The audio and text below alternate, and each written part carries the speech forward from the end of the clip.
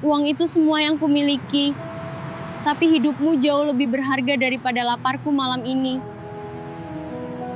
Bayangkan seorang perempuan yang hidupnya sudah bertumpu di ujung kuku, berjalan pulang dalam gelap membawa satu-satunya harapan yang tersisa di dalam sebuah amplop yang belum sempat ia buka. Lalu dalam hitungan detik, semua itu ia serahkan bulat-bulat kepada orang asing yang tergeletak bersimbah darah di aspal di depannya.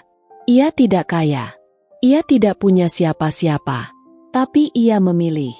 Dan pilihan itu, tanpa ia tahu, mempertemukannya dengan seorang pria berkuasa yang ternyata menyimpan potongan masa lalunya yang hilang 12 tahun. Apa yang akan terjadi ketika dua dunia yang tidak seharusnya bertemu, akhirnya bertabrakan? Sahabat semuanya, sebelum kita mulai cerita ini, semoga yang subscribe channel ini dimudahkan segala urusannya, dilapangkan rezekinya, disehatkan badannya, dan dikabulkan semua hajat dunia akhirat oleh Allah Subhanahu wa Ta'ala. Sekarang mari mulai ceritanya. Jam menunjukkan pukul 9 kurang 15 menit ketika Indah melangkah keluar dari pintu klinik. Angin malam menyambut wajahnya yang lelah.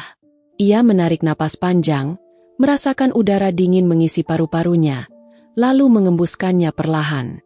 Bahunya terasa berat, punggungnya pegal dari pangkal hingga ujung.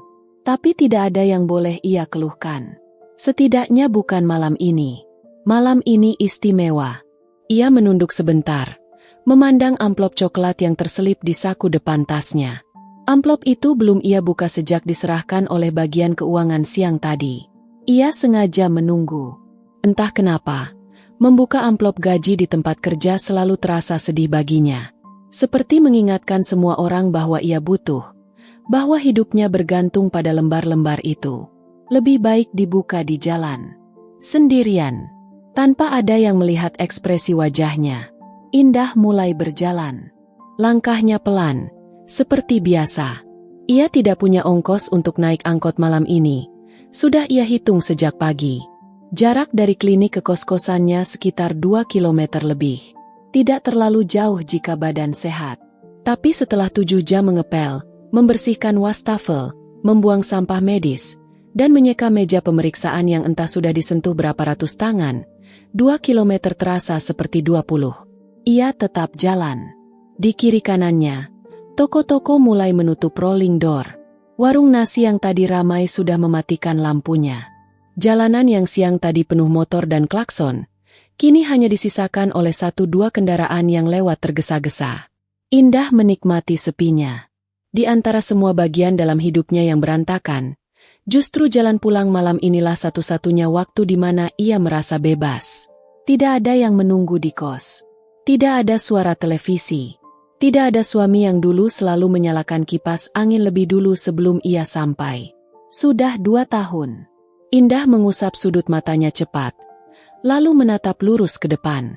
Ia tidak boleh terlalu lama berdiam di sana, di tempat yang bernama kenangan. Ia baru saja sampai di tikungan jalan besar ketika telinganya menangkap sesuatu. Bukan suara klakson, bukan suara orang bertengkar, tapi suara benturan. Keras, berat, seperti besi menghantam aspal dengan seluruh tenaganya. Indah berhenti, matanya mencari sumber suara.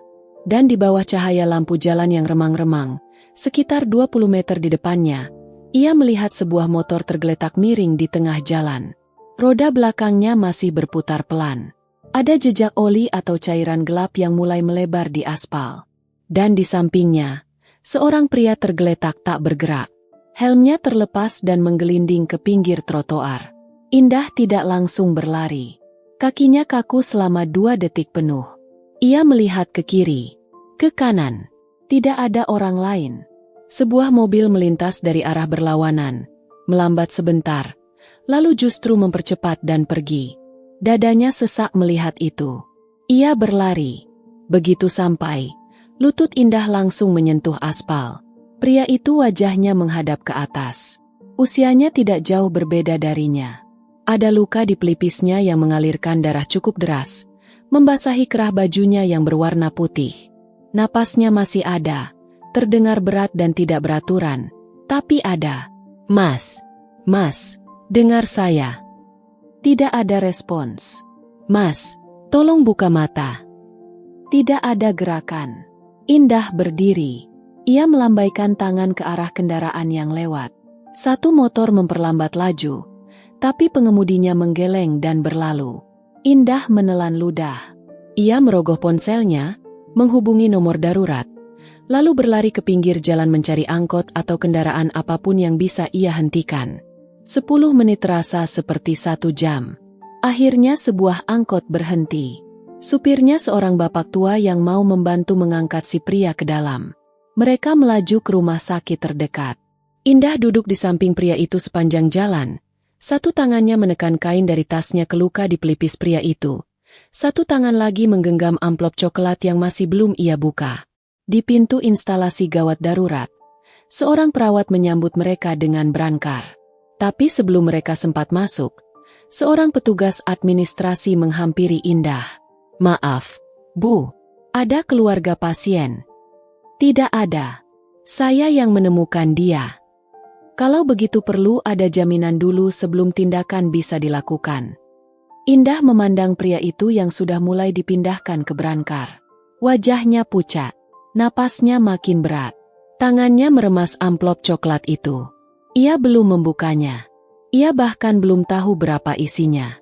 Tapi ia tahu untuk apa uang itu seharusnya dipakai. Tunggakan kos 2 bulan. Makan untuk 2 minggu ke depan. Mungkin sedikit sisanya untuk beli sabun dan sampo. Indah menutup matanya 1 detik. Lalu ia menyerahkan amplop itu ke tangan petugas. "Pakai ini dulu. Tolong selamatkan dia." Petugas itu menatapnya sebentar, seperti hendak bertanya sesuatu. Tapi Indah sudah berbalik, duduk di bangku tunggu paling pojok, menatap lantai rumah sakit yang dingin dan bersih. Dompetnya sekarang kosong, perutnya lapar. Dan di luar sana, entah besok ia akan tidur di mana. Tapi anehnya, tidak ada sesal yang ia rasakan. Tidak ada, hanya sunyi yang hangat, menyelimuti dadanya seperti selimut tipis di malam yang sangat dingin. Indah tidak pulang malam itu. Ia duduk di bangku tunggu rumah sakit sampai hampir pukul 12 malam. Punggungnya sudah lama mati rasa. Matanya berat, tapi tidak berani ia pejamkan.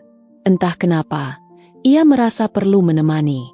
Seolah jika ia pergi, pria yang tergeletak di balik pintu itu akan sendirian menghadapi sesuatu yang terlalu besar untuk ditanggung sendiri. Padahal ia tidak mengenalnya.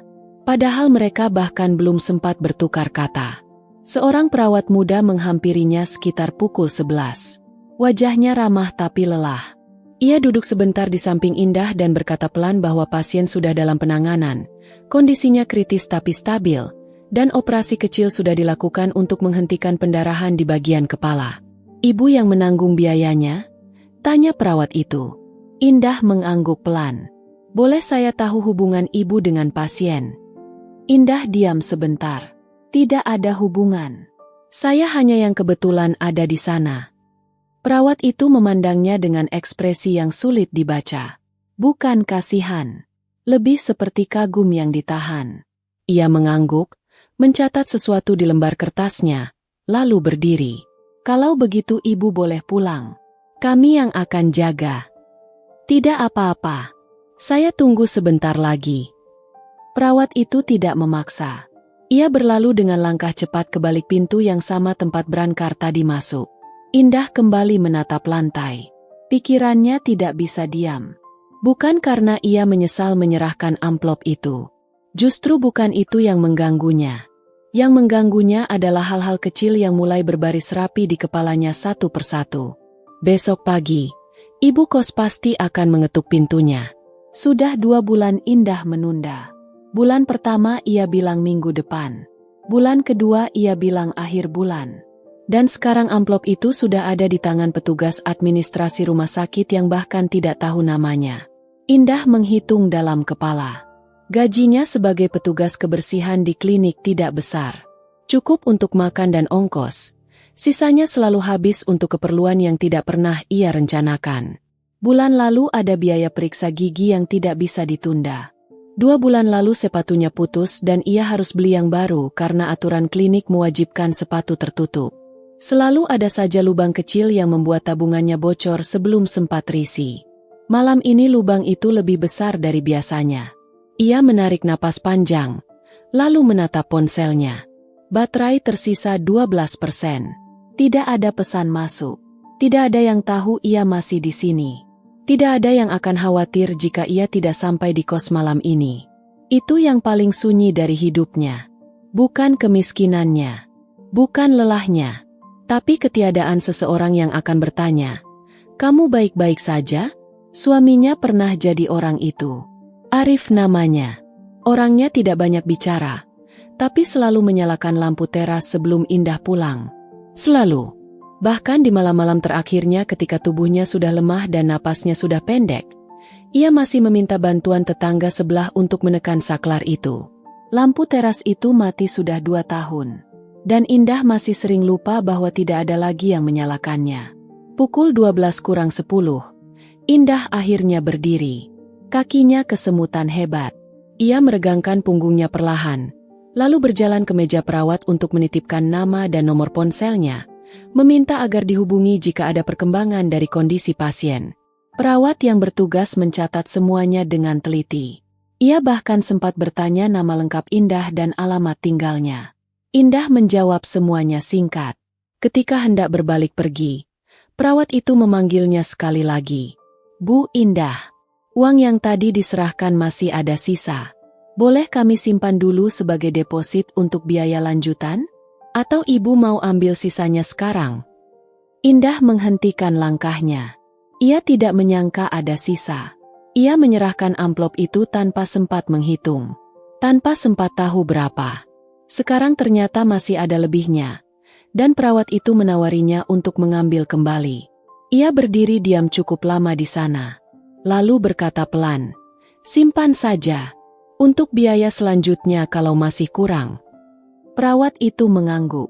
Tangannya kembali mencatat. Indah keluar dari pintu rumah sakit dengan kantong yang sama kosongnya seperti saat masuk. Angin malam lebih dingin dari tadi.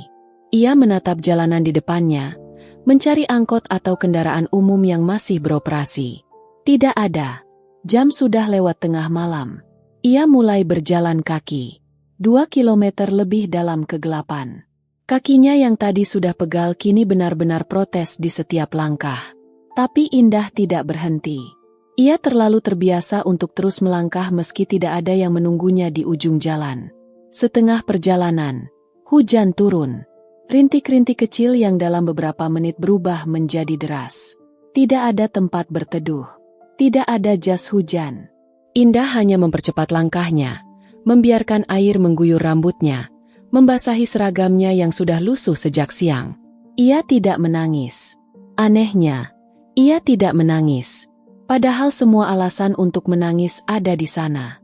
Uang habis. Hujan deras. Kos menunggak. Kaki pegal. Sendirian. Tapi yang ia rasakan justru sesuatu yang aneh. Sesuatu yang hangat di dalam dadanya yang tidak bisa ia beri nama. Seperti setelah melakukan sesuatu yang benar. Meski semua hal di sekitarnya terasa salah. Ia baru sampai di kos pukul 1:20 menit. Baju basah kuyup. Rambut menetes. Ia tidak langsung ganti baju. Ia hanya duduk di tepi kasurnya yang tipis, menatap dinding kosong di depannya. Besok ibu kos akan mengetuk pintu. Besok ia harus masuk kerja jam 7 pagi. Besok ia belum tahu akan makan apa. Tapi malam ini, entah kenapa, Indah bisa tersenyum. Kecil saja. Hampir tidak terlihat. Tapi nyata. Ruang perawatan lantai 2 rumah sakit itu selalu terasa lebih sunyi dari ruangan lain. Lampunya tidak seterang ruang umum di bawah. Suaranya tidak seramai lorong utama. Hanya sesekali terdengar bunyi mesin monitor yang berdenyut pelan, atau langkah perawat yang berjalan dengan sepatu karet tanpa suara. Di salah satu kamarnya, seorang pria terbaring dengan mata tertutup. Kepalanya dibalut perban putih yang rapi. Infus menancap di punggung tangannya. Bibirnya kering, wajahnya pucat, tapi napasnya sudah lebih teratur dari semalam. Dokter yang memeriksa pagi tadi bilang kondisinya membaik lebih cepat dari perkiraan. Gegar otak ringan, luka robek di pelipis yang sudah dijahit, beberapa memar di bagian rusuk kanan akibat benturan dengan aspal. Beruntung, Sangat beruntung. Di sudut ruangan, seorang perempuan paruh baya duduk dengan punggung tegak. Rambutnya tersisir rapi meski sudah jam 8 pagi. Bajunya bersih dan tersetrika. Tas kulitnya diletakkan dengan hati-hati di atas pahanya. Ia memandang pria yang terbaring itu dengan ekspresi campuran antara lega dan marah yang ditahan. Namanya Sulastri, ibu dari pria itu. Ia baru tiba 2 jam yang lalu, setelah mendapat kabar dari sopirnya yang kebetulan menemukan informasi kecelakaan itu lewat laporan rumah sakit. Semalaman ia menunggu tanpa kabar. Ponsel anaknya tidak aktif. Sopir pribadinya sudah berkeliling mencari. Dan pagi ini ketika ia akhirnya menemukan di mana anaknya berada, yang pertama ia rasakan bukan lega. Yang pertama ia rasakan adalah marah. Marah karena anaknya pergi sendiri malam itu tanpa bilang ke siapa-siapa. Marah karena lagi-lagi anaknya merasa bisa mengurus segalanya sendiri. Tapi marah itu menguap begitu ia melihat perban putih di kepala anaknya. Sisanya hanya air mata yang ia telan sebelum sempat jatuh. Sulastri tidak biasa menangis di depan orang lain. Seorang perawat masuk untuk mengganti cairan infus. Sulastri langsung berdiri, mencecarnya dengan pertanyaan. Dokter mana yang menangani? Obat apa yang diberikan? Kapan bisa dipindahkan ke rumah sakit yang lebih baik? Perawat itu menjawab dengan sabar satu persatu, sampai akhirnya ia menyebut sesuatu yang membuat Sulastri diam. Kondisi pasien bisa tertangani cepat karena ada yang menanggung biaya awal semalam, Bu. Kalau tidak, prosesnya mungkin akan lebih lama karena tidak ada keluarga yang hadir saat itu. Sulastri mengerutkan keningnya. Siapa? Perempuan yang membawa pasien ke sini. Namanya Indah. Dia yang menemukan bapak di jalan dan langsung membawanya ke sini pakai angkot. Keluarganya? Temannya? Perawat itu menggeleng pelan. Bukan. Dia bilang tidak kenal. Kebetulan lewat. Sulastri memandang perawat itu beberapa detik. Seperti menunggu kelanjutan cerita yang lebih masuk akal. Tapi perawat itu tidak menambahkan apapun. Ia menyelesaikan tugasnya, mencatat sesuatu di lembar rekam medis, lalu keluar dengan langkah yang sama tenangnya seperti saat masuk. Sulastri duduk kembali di kursinya. Pikirannya tidak bisa diam. Perempuan tidak dikenal. Membawa anaknya naik angkot. Menanggung biaya. Lalu pergi tanpa meminta apapun. Sulastri sudah hidup cukup lama untuk tahu bahwa di dunia ini, hampir tidak ada yang benar-benar gratis. Selalu ada maksud di balik kebaikan. Selalu ada sesuatu yang sedang diincar. Mungkin perempuan itu tahu siapa anaknya. Mungkin ia sengaja ada di sana. Mungkin ini bukan kebetulan sama sekali. Pikirannya berputar ke arah itu. Tapi ada satu bagian kecil di sudut benaknya yang berbisik hal lain. Bagian yang dulu lebih besar sebelum ia terlalu lama hidup di lingkaran orang-orang yang selalu punya agenda. Bagian itu berbisik. Mungkin perempuan itu memang hanya baik. Sulastri mengusir bisikan itu cepat. Ia berdiri, berjalan ke meja perawat di luar, dan meminta informasi lengkap tentang perempuan yang bernama Indah itu. Nama lengkap, alamat, nomor ponsel, semua yang tercatat. Perawat menunjukkan catatannya. Sulastri membaca semuanya dalam diam. Nama lengkap, alamat di sebuah gang kecil di pinggir kota. Nomor ponsel yang tidak bisa langsung ia tebak apakah aktif atau tidak. Dan satu keterangan tambahan dari perawat yang bertugas semalam, bahwa perempuan itu datang dengan seragam lusuh, rambut basah kuyup karena hujan, dan menyerahkan uang tanpa sempat menghitung berapa. Sulastri menutup buku catatan itu. Ia kembali masuk ke kamar anaknya. Duduk di kursi yang sama, memandang wajah pucat anaknya yang masih terlelap. Dimas, nama anaknya, 25 tahun. Sudah ia didik untuk keras, untuk tidak mudah percaya, untuk selalu tahu bahwa di balik setiap tangan yang terulur selalu ada kepentingan. Anaknya tumbuh jadi pria yang cerdas, sukses, dan sangat sulit disentuh oleh hal-hal yang terlalu terasa seperti kebetulan. Tapi malam ini, di tikungan jalan yang sepi, seseorang menyentuhkan tangannya ke kepala anaknya bukan karena kenal. Bukan karena tahu siapa Dimas. Bukan karena ada yang bisa didapat. Hanya karena ada yang terluka dan perlu ditolong. Sulastri memandang jendela kamar. Langit di luar sudah terang sepenuhnya. Jalanan di bawah sudah ramai. Kehidupan berjalan seperti biasa. Tidak peduli ada yang hampir mati semalam di salah satu tikungannya. Tangannya menggenggam tasnya lebih erat. Ia belum tahu harus merasa apa terhadap perempuan bernama Indah itu. Tapi satu hal yang ia tahu dengan pasti. Ia perlu bertemu langsung. Dan Sulastri tidak pernah menunggu terlalu lama untuk sesuatu yang ia putuskan harus ia lakukan. Di atas kasur, Dimas bergerak pelan. Kelopak matanya berkedip 2 kali. Bibirnya membuka tipis, mencoba membentuk sebuah kata yang belum keluar. Sulastri langsung berdiri, menekan tombol panggil perawat, dan melangkah cepat ke sisi ranjang anaknya. Dimas perlahan membuka matanya. Yang pertama ia lihat adalah langit-langit putih. Yang kedua adalah wajah ibunya yang menatapnya dengan ekspresi yang tidak bisa ia baca. Dan yang ketiga, entah kenapa, adalah bayang-bayang samar dari seseorang yang ia tidak yakin pernah ia lihat atau hanya bagian dari mimpi yang belum selesai. Dimas tidak langsung bicara ketika matanya terbuka. Ia hanya menatap langit-langit putih itu dalam diam yang cukup panjang. Pikirannya seperti mesin yang baru dinyalakan setelah lama mati. Berputar pelan dulu, mencoba mengingat, mencoba menyusun kembali kepingan-kepingan yang berserakan di kepalanya. Motor, tikungan, lampu yang terlalu silau dari arah berlawanan, suara ban yang kehilangan cengkeraman. Lalu gelap. Setelah gelap itu, tidak ada apa-apa. Sampai sekarang, Dimas. Suara ibunya, pelan, tapi tegang di bawah permukaannya. Dimas menggerakkan kepalanya ke arah suara itu dan langsung merasakan nyeri yang menusuk dari pangkal telinga hingga ke belakang tengkoraknya. Ia menahan napas, menunggu rasa sakitnya mereda, lalu perlahan memandang ibunya yang berdiri di samping ranjang dengan tangan mengepal di sisi tubuhnya. "Bu." Suaranya keluar serak dan kering. Sulastri menuangkan air dari teko kecil di meja samping, membantu Dimas minum dengan cara yang canggung karena ia tidak terbiasa melayani, tapi tetap melakukannya karena tidak ada pilihan lain. Dimas minum 2 teguk, lalu terbatuk pelan. "Sudah berapa lama saya di sini?" "Hampir 2 hari."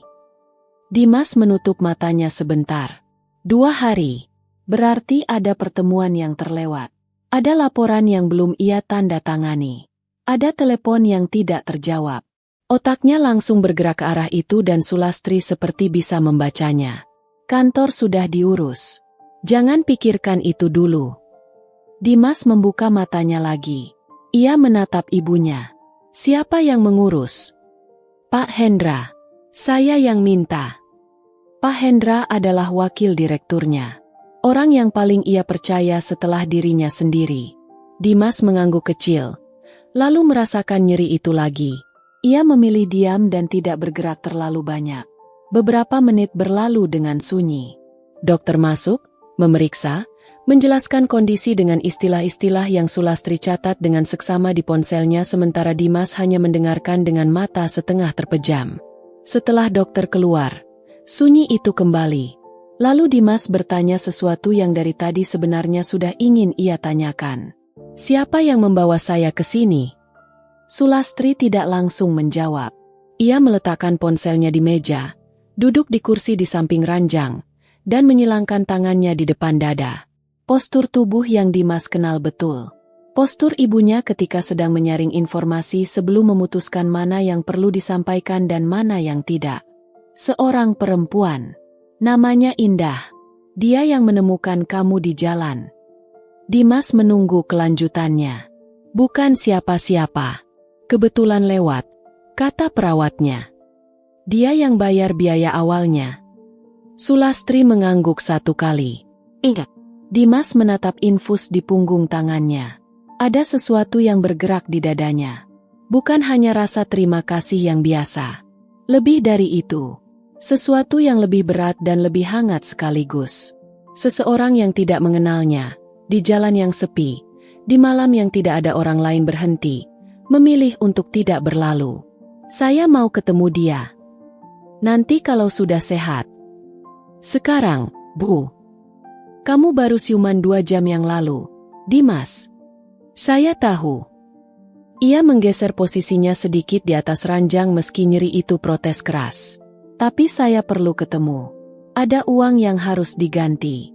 Dan ada terima kasih yang tidak bisa diwakilkan. Sulastri memandang anaknya lama. Ia tahu perdebatan ini tidak akan menghasilkan apa-apa kecuali membuang tenaga.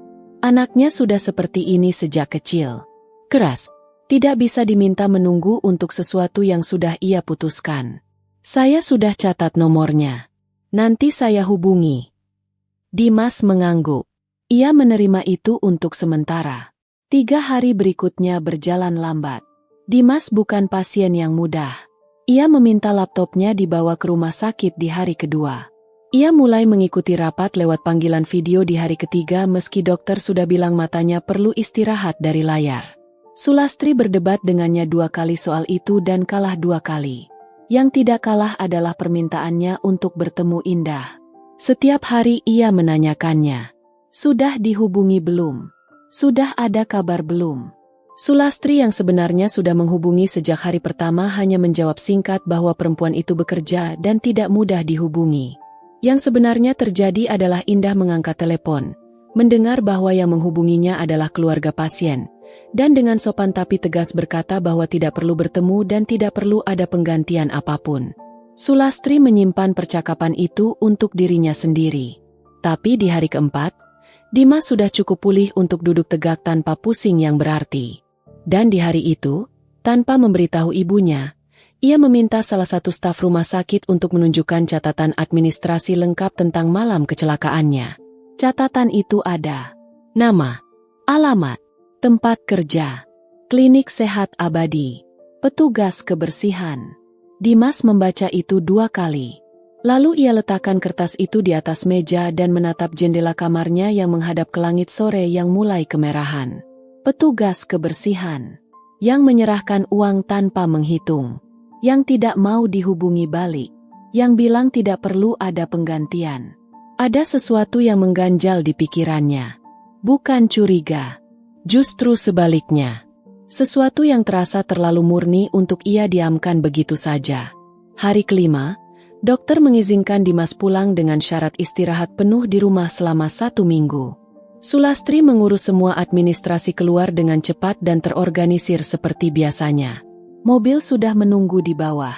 Tapi sebelum masuk ke lift, Dimas berhenti di meja perawat lantai 2. Ia berbicara sebentar dengan perawat yang bertugas malam kecelakaan itu. Perempuan muda yang masih ingat dengan jelas.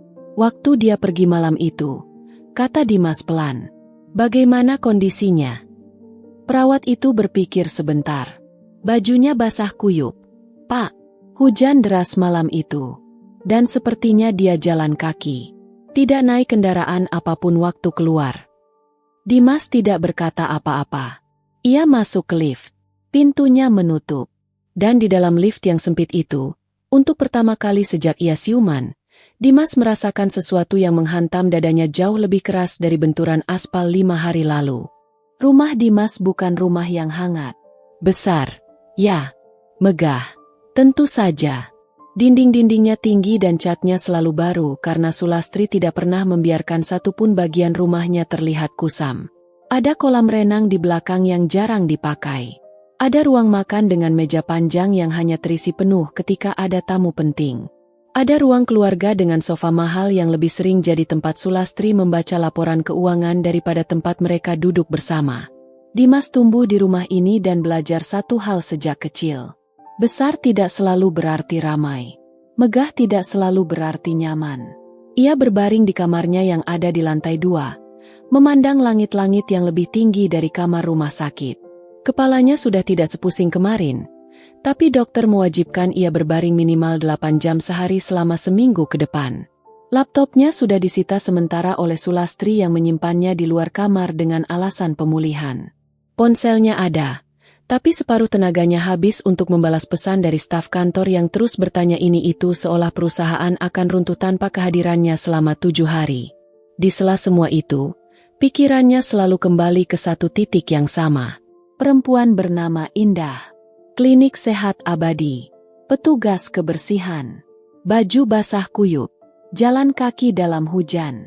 Dimas menggeser posisinya, menatap langit-langit, dan membiarkan pikirannya berjalan ke tempat yang tidak biasa ia izinkan. Ia tidak terbiasa berhutang.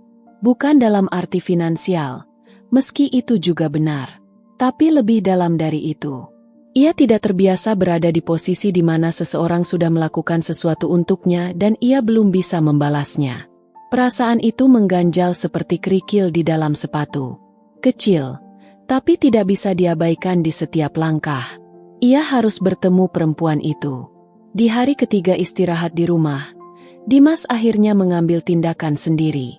Ia menunggu Sulastri pergi ke pertemuan bisnisnya yang tidak pernah bisa ditunda meski anaknya baru pulang dari rumah sakit.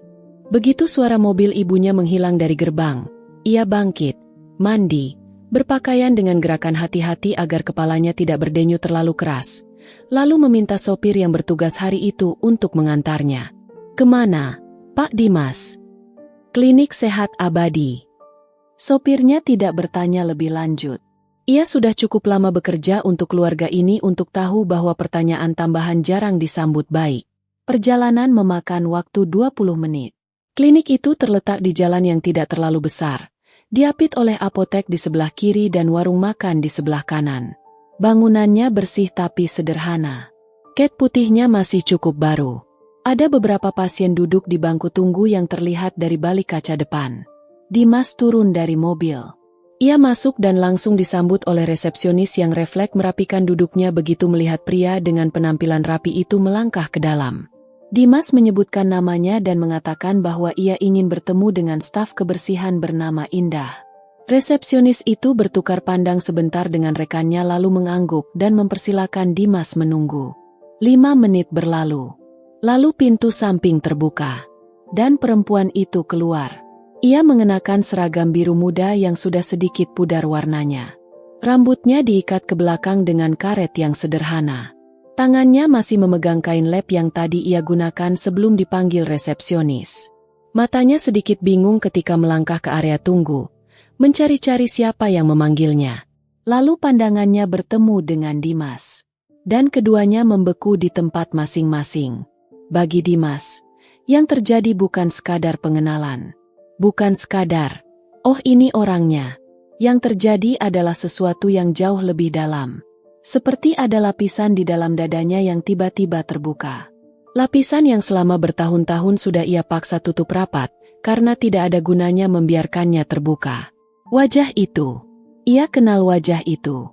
Bukan dari mimpi samar yang ia pikir ia lihat waktu pertama siuman. Tapi dari sesuatu yang jauh lebih nyata. Dari lorong-lorong ingatan yang ia kira sudah terlalu lama berdebu untuk masih bisa dibuka. Perempuan itu lebih tinggi sedikit dari yang ia ingat. Tentu saja, mereka dulu masih anak-anak. Pipinya tidak setembam dulu. Ada jejak lelah di sudut matanya yang dulu tidak ada. Tapi senyumnya, meski sekarang belum tersenyum karena wajahnya justru membeku dalam ekspresi yang tidak bisa ia baca, lekukan di sudut bibirnya itu persis sama. Persis seperti yang ia ingat dari 12 tahun yang lalu. Indah. Suaranya keluar tanpa ia rencanakan. Bukan pertanyaan. Bukan sapaan formal.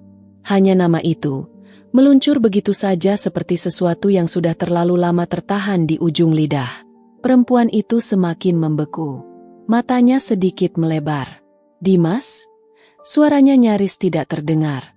Dan di ruang tunggu klinik yang kecil itu, dengan suara mesin pendingin yang berdengung pelan di atas dan beberapa pasien yang duduk tidak jauh dari mereka, 2 orang yang sudah 12 tahun terpisah akhirnya berdiri berhadapan. Tidak ada yang bicara selama beberapa detik. Dimas yang pertama menemukan suaranya kembali. Meski yang keluar bukan kata-kata yang terdengar cerdas atau terencana. Hanya satu kalimat pendek yang meluncur begitu saja dari mulutnya sebelum ia sempat menyaringnya. "Kamu yang menolongku malam itu." Bukan pertanyaan. Ia sudah tahu jawabannya. Indah mengangguk sangat pelan. Matanya tidak berkedip. Seolah ia takut kalau berkedip, pemandangan di depannya akan berubah menjadi sesuatu yang berbeda. Dan Dimas merasakan 12 tahun itu runtuh sekaligus di atas bahunya. Berat, tapi anehnya bukan tidak tertahankan. Justru sebaliknya. Seperti sesuatu yang sudah lama ia tunggu tanpa pernah tahu bahwa ia sedang menunggu. Percakapan pertama mereka tidak panjang. Tidak bisa panjang. Indah masih dalam jam kerja. Ada lantai yang belum selesai ia pel di lorong belakang. Ada tempat sampah yang belum ia ganti plastiknya. Ada rutinitas yang tidak bisa berhenti hanya karena seseorang dari masa lalunya tiba-tiba berdiri di ruang tunggu klinik tempatnya bekerja seperti sesuatu yang jatuh dari langit. Dimas mengerti. Atau setidaknya ia mencoba mengerti. Ia menyerahkan nomor ponselnya kepada Indah melalui selembar kartu nama yang ia ambil dari saku kemejanya. Indah menerimanya dengan dua tangan, memandangnya sebentar, lalu mengangguk kecil tanpa berjanji apapun. Dimas tidak menuntut janji. Ia hanya berkata bahwa ada hal yang perlu mereka bicarakan dan ia harap Indah mau memberinya waktu. Indah tidak menjawab ya. Tapi ia juga tidak menjawab tidak. Dimas pulang dengan perasaan yang aneh. Bukan tidak nyaman. Tapi seperti seseorang yang baru saja menemukan kembali sesuatu yang ia tidak sadar sudah hilang. Dan sekarang tidak tahu harus meletakkannya di mana. Indah menyimpan kartu nama itu di saku seragamnya. Ia tidak membuangnya, tapi ia juga tidak menghubungi. 3 hari berlalu. Dimas menghitung. Bukan dengan tidak sabar, tapi dengan kesadaran bahwa ia tidak bisa memaksa. Perempuan itu sudah menunjukkan sekali bahwa ia tidak mudah didekati dengan cara-cara yang biasa. Ia menolak penggantian uang. Ia menolak pertemuan yang diatur orang lain. Dan ketika mereka akhirnya bertemu pun, Indah tidak langsung membuka dirinya seperti pintu yang tidak dikunci. Ada jarak yang Indah jaga. Tipis tapi nyata. Di hari keempat, Dimas memutuskan untuk datang lagi ke klinik. Kali ini bukan masuk ke dalam. Ia hanya memarkirkan mobilnya di seberang jalan dan menunggu. Ia tahu jam berapa shift Indah biasanya selesai karena ia sudah bertanya kepada resepsionis dengan dalih ingin menitipkan sesuatu. Pukul 8:20. Pintu samping klinik terbuka. Indah keluar dengan tas kecilnya di bahu. Rambutnya masih terikat rapi. Langkahnya cepat dan terarah. Seperti seseorang yang sudah hafal betul jalan mana yang akan ditempuh dan tidak butuh berpikir untuk memulai. Dimas keluar dari mobilnya. Indah melihatnya dari seberang jalan dan langkahnya melambat. Ekspresinya tidak terbaca. Bukan marah. Bukan senang. Sesuatu di antaranya yang lebih sulit diberi nama. Dimas menyeberang. Ia berdiri di depan Indah dengan jarak yang cukup. Tidak terlalu dekat agar tidak terasa memaksa. Saya tahu ini mungkin tidak nyaman, katanya. Tapi saya tidak tahu cara lain. Indah menatapnya sebentar. Kamu tidak perlu ke sini, Mas. Saya tahu. Tapi saya mau. Ada keheningan di antara mereka. Suara motor yang lewat mengisi jeda itu sementara. Sudah sembuh? Tanya Indah akhirnya. Nada suaranya datar. Tapi ada sesuatu di baliknya yang tidak sepenuhnya dingin. Lumayan. Masih sakit kalau terlalu banyak gerak. Dimas menyentuh sisi kepalanya sebentar. Dokter bilang 2 minggu lagi baru boleh kerja penuh. Indah mengangguk. Lalu mulai berjalan lagi. Dimas berjalan di sampingnya. Indah meliriknya dari sudut mata. Kamu ikut? Boleh. Indah tidak menjawab. Tapi ia tidak mempercepat langkahnya agar Dimas tertinggal. Itu sudah cukup untuk Dimas jadikan jawaban. Mereka berjalan berdampingan di trotoar yang tidak terlalu lebar. Dimas menyesuaikan langkahnya dengan Indah yang jalannya lebih pendek. Di sebuah perempatan, Indah berbelok ke kiri menuju warung nasi yang lampunya remang dan mejanya dari plastik. Ia duduk di bangku paling pojok dan menyebutkan pesanannya kepada pemilik warung yang sepertinya sudah hafal. Dimas duduk di seberangnya. Pemilik warung menatap Dimas sebentar dengan tatapan yang sulit disembunyikan. Orang dengan penampilan seperti Dimas bukan langganan warung ini. Tapi ia tidak berkomentar.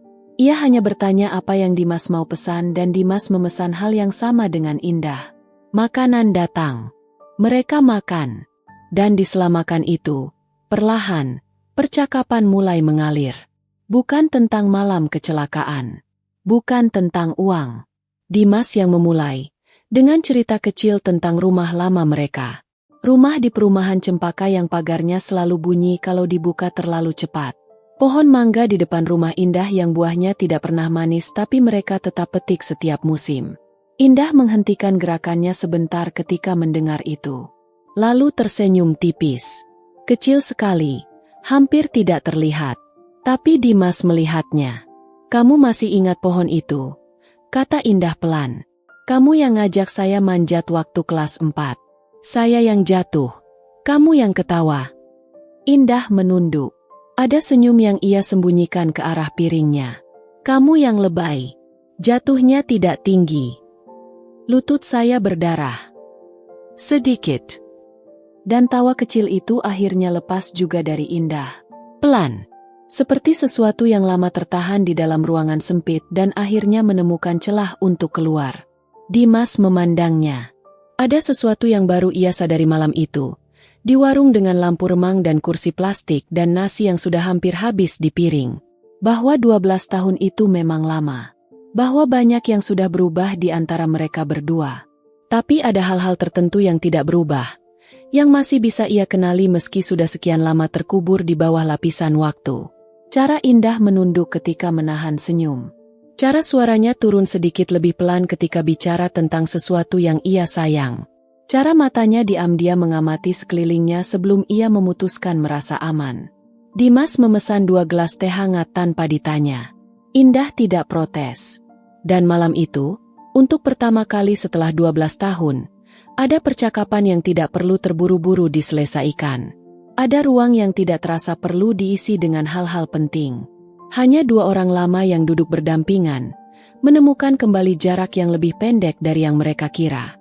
Ketika Indah pamit pulang, Dimas menawarkan diantar. Indah menolak, tapi cara ia menolaknya berbeda dari sebelumnya.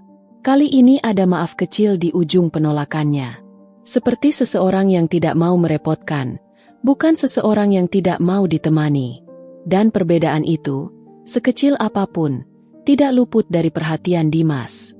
Seminggu berikutnya, Dimas datang lagi. Bukan setiap hari. Ia cukup peka untuk tahu bahwa terlalu sering bisa terasa seperti tekanan. Tapi ia datang cukup rutin untuk membuat Indah tidak bisa pura-pura bahwa kehadirannya tidak ada. Selasa malam ia menunggu di seberang klinik dan mengajak makan di warung yang sama. Kamis sore ia menitipkan sebungkus kue melalui resepsionis tanpa pesan apapun kecuali nama. Sabtu pagi ia mengirim pesan singkat menanyakan kabar, dan Indah membalas 2 kata, "Baik-baik." Lalu keduanya tidak melanjutkan percakapan itu kemana-mana. Tapi Indah membalas. Itu yang penting. Yang tidak Dimas ceritakan kepada Indah adalah bahwa di sisi lain kehidupannya, tekanan datang dari arah yang berbeda. Ibunya sudah mengetahui bahwa ia pergi ke klinik itu 2 kali di minggu pertama. Sopir yang mengantarnya tidak bisa menyembunyikan tujuan perjalanan ketika Sulastri bertanya langsung dengan nada yang tidak memberi ruang untuk jawaban setengah-setengah. Sulastri tidak langsung marah. Cara ibunya bereaksi tidak pernah sesederhana marah. Ia lebih suka diam dulu, mengumpulkan informasi, lalu bergerak dengan cara yang terencana dan tidak bisa diantisipasi. Yang Dimas terima 3 hari kemudian adalah sebuah undangan makan malam. Bukan undangan biasa. Undangan dari keluarga hartawan. Nama yang sudah sangat Dimas kenal dan sudah sangat lama ia pura-pura tidak mengerti kemana arah semua undangan itu menuju. Pak Hartawan adalah rekanan bisnis terlama ayahnya. Dan Laras, putri tunggalnya, adalah perempuan yang oleh Sulastri sudah lama disebut-sebut dalam kalimat yang tidak pernah terang-terangan tapi selalu terasa seperti peta yang menunjuk ke satu arah. Dimas hadir di makan malam itu. Ia tidak punya alasan yang cukup kuat untuk menolak, dan pertempuran yang tidak perlu ia hindari dulu karena belum waktunya. Laras perempuan yang tidak bisa dikatakan tidak menarik. Pendidikannya tinggi, bicaranya terukur dan cerdas. Ia tahu cara membuat ruangan merasa nyaman dengan kehadirannya. Dan ia memandang Dimas sepanjang malam dengan cara yang tidak menyembunyikan ketertarikannya, tapi juga tidak murahan. Terlatih. Seperti segalanya dari perempuan itu, terlatih dengan sangat baik. Dimas berbicara seperlunya. Sopan tapi tidak hangat. Sulastri memerhatikan anaknya sepanjang meja makan dengan ekspresi yang tidak berubah. Tapi di dalam mobilnya sepulang dari sana, ia bicara langsung. Laras perempuan yang baik, Dimas. Saya tidak bilang dia tidak baik. Tapi kamu juga tidak bilang kamu tertarik. Dimas menatap jendela mobil. Lampu-lampu kota bergerak mundur di luar sana. Saya baru pulang dari rumah sakit 2 minggu lalu, Bu. Justru itu. Waktu seperti ini harusnya kamu pikirkan sesuatu yang lebih penting dari sekadar mengantarkan staf kebersihan pulang malam-malam. Dimas tidak langsung menjawab. Ada sesuatu yang menahan di dadanya. Bukan marah. Lebih seperti lelah yang sudah lama tapi belum pernah diungkapkan. Ibu tahu dari mana? Saya ibumu, Dimas. Saya selalu tahu. Mobil berhenti di gerbang rumah. Dimas turun tanpa melanjutkan percakapan itu. Di kamarnya, ia berbaring menatap langit-langit. Pikirannya berjalan ke dua tempat sekaligus yang tidak bisa lebih berbeda satu sama lain. Meja makan tadi malam dengan taplak putih dan kristal berkilau dan percakapan yang dipilih dengan hati-hati. Dan warung dengan kursi plastik dan lampu remang dan indah yang menunduk menahan senyum ketika ia cerita tentang pohon mangga. Dimas tahu ia sedang berdiri di persimpangan. Masalahnya, ia belum yakin apakah Indah bahkan tahu bahwa ia mengajaknya berdiri di sana bersama. Jumat malam berikutnya, saat mereka duduk lagi di warung yang sama, Dimas mencoba membuka percakapan yang lebih dalam. Bukan soal masa kecil, bukan soal kenangan, tapi soal sekarang. Kamu tidak pernah cerita soal suamimu, katanya pelan. Indah menghentikan sendoknya sebentar, lalu melanjutkan makan dengan tenang seolah pertanyaan itu tidak menghantamnya di tempat yang tepat. Tidak banyak yang perlu diceritakan. 2 tahun lalu, kata perawat di rumah sakit. Indah mengangguk kecil. Sakit. Cepat. Ia meletakkan sendoknya. Arif orangnya baik. Tidak ada yang sempat kami siapkan. Dimas tidak berkata apa-apa. Memberi ruang. Utangnya masih ada sebagian. Biaya rumah sakitnya dulu. Lanjut Indah. Bukan mengeluh. Hanya menyatakan fakta seperti ia menyebut cuaca. Makanya saya kerja. Hanya di klinik. Kadang cuci baju tetangga kalau ada yang minta. Sabtu Minggu kalau tidak terlalu capek. Ia mengangkat gelasnya. Jangan kasihan. Saya tidak kasihan. Indah menatapnya. Mencari sesuatu di wajah Dimas. Entah apa. Mungkin kebohongan. Mungkin basa-basi yang terselip di balik kata-kata itu. Ia tidak menemukannya. Kamu sekarang bagaimana? Tanya Indah, mengalihkan. Perusahaan jalan. Rumah besar. Tidak ada yang perlu dikhawatirkan dari sisi itu. Bukan itu yang saya tanya. Dimas terdiam. Ia menatap gelasnya. Ramai di luar. Sepi di dalam. Indah tidak merespons dengan kata-kata. Ia hanya mengangguk sangat pelan. Seperti seseorang yang mengerti tanpa perlu penjelasan lebih panjang karena ia juga tinggal di tempat yang sama, hanya dengan dinding yang berbeda. Dan di warung itu, di antara suara piring dan motor yang lalu lalang di luar, ada sesuatu yang bergerak di antara mereka. Tidak dramatis, tidak tiba-tiba, pelan, seperti air yang meresap ke dalam tanah. Tidak terlihat, tapi nyata. Dimas pulang malam itu dengan sesuatu yang berbeda di dadanya. Bukan kegembiraan yang meluap, tapi sesuatu yang lebih tenang dan lebih berat sekaligus. Sesuatu yang terasa seperti awal dari sesuatu yang ia belum berani beri nama. Di seberang kota, di kamar kos yang sempit, Indah duduk di tepi kasurnya. Kartu nama itu masih ada di laci mejanya. Ia membukanya, memandangnya sebentar, lalu menutup laci itu kembali. Tapi kali ini, ia tidak bisa tidur sampai hampir pukul 12 malam. Ibu kos mengetuk pintu Indah pada hari Minggu pagi. Indah sudah tahu itu akan terjadi. Ia sudah mendengar langkah kaki berat yang khas milik Bu Ratna sejak dari ujung lorong. Langkah yang berbeda dari biasanya. Bukan langkah yang lewat begitu saja. Langkah yang berhenti tepat di depan pintu kamarnya dan diikuti 3 ketukan yang tidak terlalu keras tapi cukup untuk tidak bisa dipura-purakan tidak terdengar. Indah membuka pintu. Bu Ratna perempuan 60 tahun lebih dengan rambut yang sudah sepenuhnya putih dan dibiarkan begitu tanpa dicat ulang. Wajahnya bukan wajah yang mudah dibaca. Tapi Indah sudah cukup lama tinggal di sini untuk tahu kapan Bu Ratna datang sebagai tetangga dan kapan ia datang sebagai pemilik kos. Pagi ini ia datang sebagai pemilik kos. Indah, maaf ya, enduk. Nada suaranya tidak galak. Justru itu yang lebih berat. Karena marah bisa dilawan. Tapi kebaikan yang terpaksa menyampaikan sesuatu yang tidak nyaman jauh lebih sulit untuk dihadapi. Sudah 3 bulan. Indah mengangguk. Saya tahu, Bu. Bukan Bu Ratna tidak mau sabar. Tapi ada yang minta kamar ini dari bulan depan. Kalau Indah bisa bayar semuanya minggu ini, Bu Ratna tolak. Tapi kalau tidak bisa, kalimat itu tidak perlu diselesaikan. Indah mengerti. Saya usahakan, Bu. Bu Ratna mengangguk lagi lalu pergi dengan langkah yang sama beratnya seperti saat datang. Mungkin karena ia juga tidak senang dengan percakapan ini. Mungkin karena di balik semua hitungan sewa dan tanggal jatuh tempo, ia juga melihat perempuan muda yang tinggal sendirian dan tidak pernah mengeluh. Indah menutup pintu kamarnya. Ia duduk di tepi kasur dan menghitung. Gajinya bulan ini belum keluar. Masih 10 hari lagi. Tabungannya di buku rekening yang ia sembunyikan di bawah tumpukan baju hanya cukup untuk makan 2 minggu. Tidak ada pos lain yang bisa digeser. 3 bulan sewa berarti jumlah yang jauh di atas apa yang ada di tangannya sekarang. Ia berbaring menatap langit-langit kamarnya yang ada satu retakan kecil di sudutnya. Retakan itu sudah ada sejak ia pertama masuk 2 tahun lalu dan tidak pernah jadi lebih besar. Tapi juga tidak pernah diperbaiki. Entah kenapa ia selalu merasa ada kemiripan antara retakan itu dan hidupnya. Tidak semakin buruk, tapi juga tidak pernah benar-benar pulih. Senin pagi ia masuk kerja dengan lingkaran hitam tipis di bawah matanya.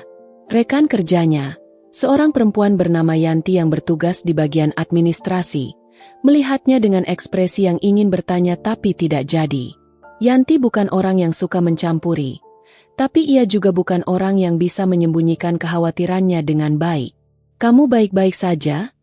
Tanyanya singkat sambil menyerahkan jadwal bersih-bersih hari itu.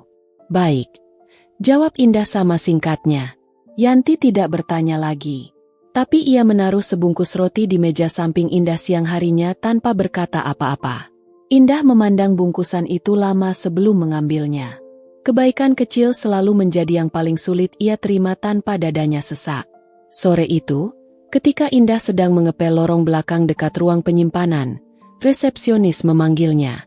Ada tamu di depan. Indah meletakkan alatnya dan berjalan ke depan dengan langkah yang sudah otomatis tidak terburu-buru. Karena terburu-buru di atas lantai basah sudah 2 kali hampir membuatnya jatuh. Dimas berdiri di dekat pintu masuk. Kali ini ia tidak sendirian. Ada seorang pria di sampingnya yang Indah tidak kenal. Usianya sedikit lebih tua, berpenampilan rapi dengan tablet di tangannya. Dimas menyapanya dengan anggukan kecil dan senyum yang tidak berlebihan. "Sebentar saja, kalau boleh," katanya. Indah mengangguk dan mengarahkan mereka ke bangku tunggu di sudut yang agak terpisah dari area utama. Pria yang membawa tablet itu ternyata bernama Pak Andi, asisten Dimas. Ia meletakkan sebuah amplop di atas meja kecil di antara mereka. Amplop putih, bersih, tidak ada tulisan apapun di luarnya. "Ini penggantian uang yang kamu keluarkan malam itu," kata Dimas langsung. Tidak berputar-putar. "Saya sudah tanya ke rumah sakit berapa yang kamu bayarkan. Sudah saya hitung semuanya." Indah memandang amplop itu. Tidak menyentuhnya. "Saya sudah bilang tidak perlu. Kamu bilang itu ke ibu saya. Sekarang kamu bilang langsung ke saya. Hasilnya sama." Indah mengangkat wajahnya menatap Dimas. "Saya ikhlas waktu itu. Ikhlas tidak butuh diganti, Mas. Saya tahu kamu ikhlas. Tapi ini bukan soal itu." Dimas memindahkan pandangannya sebentar ke Pak Andi yang langsung berdiri dan mundur memberi jarak. Lalu kembali ke Indah. "Kamu jalan kaki dalam hujan malam itu. Uang gajimu habis. Dan sekarang kamu masih kerja di sini dengan seragam yang sama." Indah terdiam. Ada sesuatu yang mengganjal di dadanya. Bukan karena kata-kata Dimas salah. Justru karena terlalu tepat. Terlalu persis mengenai titik yang biasanya tidak ada yang cukup memperhatikan untuk bisa menyentuhnya. "Dari mana kamu tahu soal itu semua?" "Saya tanya ke orang yang tepat." Indah memandangnya lama. "Kamu menyelidiki saya?" "Saya peduli." Jawabnya sederhana. Tidak defensif. Indah menarik napas panjang. Matanya kembali ke amplop putih di atas meja. Tangannya ada di pangkuannya. Tidak bergerak ke arah amplop itu. Kalau saya ambil ini, katanya pelan. Itu artinya ada harga untuk apa yang saya lakukan malam itu. Dan saya tidak mau ada harga untuk itu. Dimas menatapnya tanpa berkedip. Indah berdiri. Ia merapikan seragamnya dan menatap Dimas satu kali lagi sebelum berbalik. Makasih sudah kesini, Mas. Tapi tolong jangan datang lagi untuk urusan ini. Ia berjalan kembali ke lorong belakang. Alatnya masih di sana. Kain pel yang sudah mulai kering ujungnya karena ditinggal terlalu lama. Indah mengambilnya dan mulai mengepel lagi. Tangannya bergerak maju mundur di atas lantai yang sama. Tapi di dalam dadanya ada badai kecil yang tidak kunjung reda. Dimas tidak datang minggu itu. Tidak Selasa. Tidak Kamis. Tidak Sabtu. Tidak ada pesan singkat yang masuk ke ponsel Indah. Tidak ada titipan apapun di meja resepsionis. Tidak ada mobil yang parkir di seberang jalan ketika Indah keluar dari pintu samping klinik. Hanya sepi. Yang anehnya, sepi itu terasa berbeda dari biasanya. Biasanya sepi adalah kondisi yang sudah Indah kenal seperti kenalan lama yang selalu ada di sudut ruangan. Tidak mengganggu, tidak menyenangkan, tapi familiar. Tapi sepi yang datang setelah seminggu tanpa Dimas terasa seperti ruangan yang tiba-tiba kehilangan salah satu jendelanya.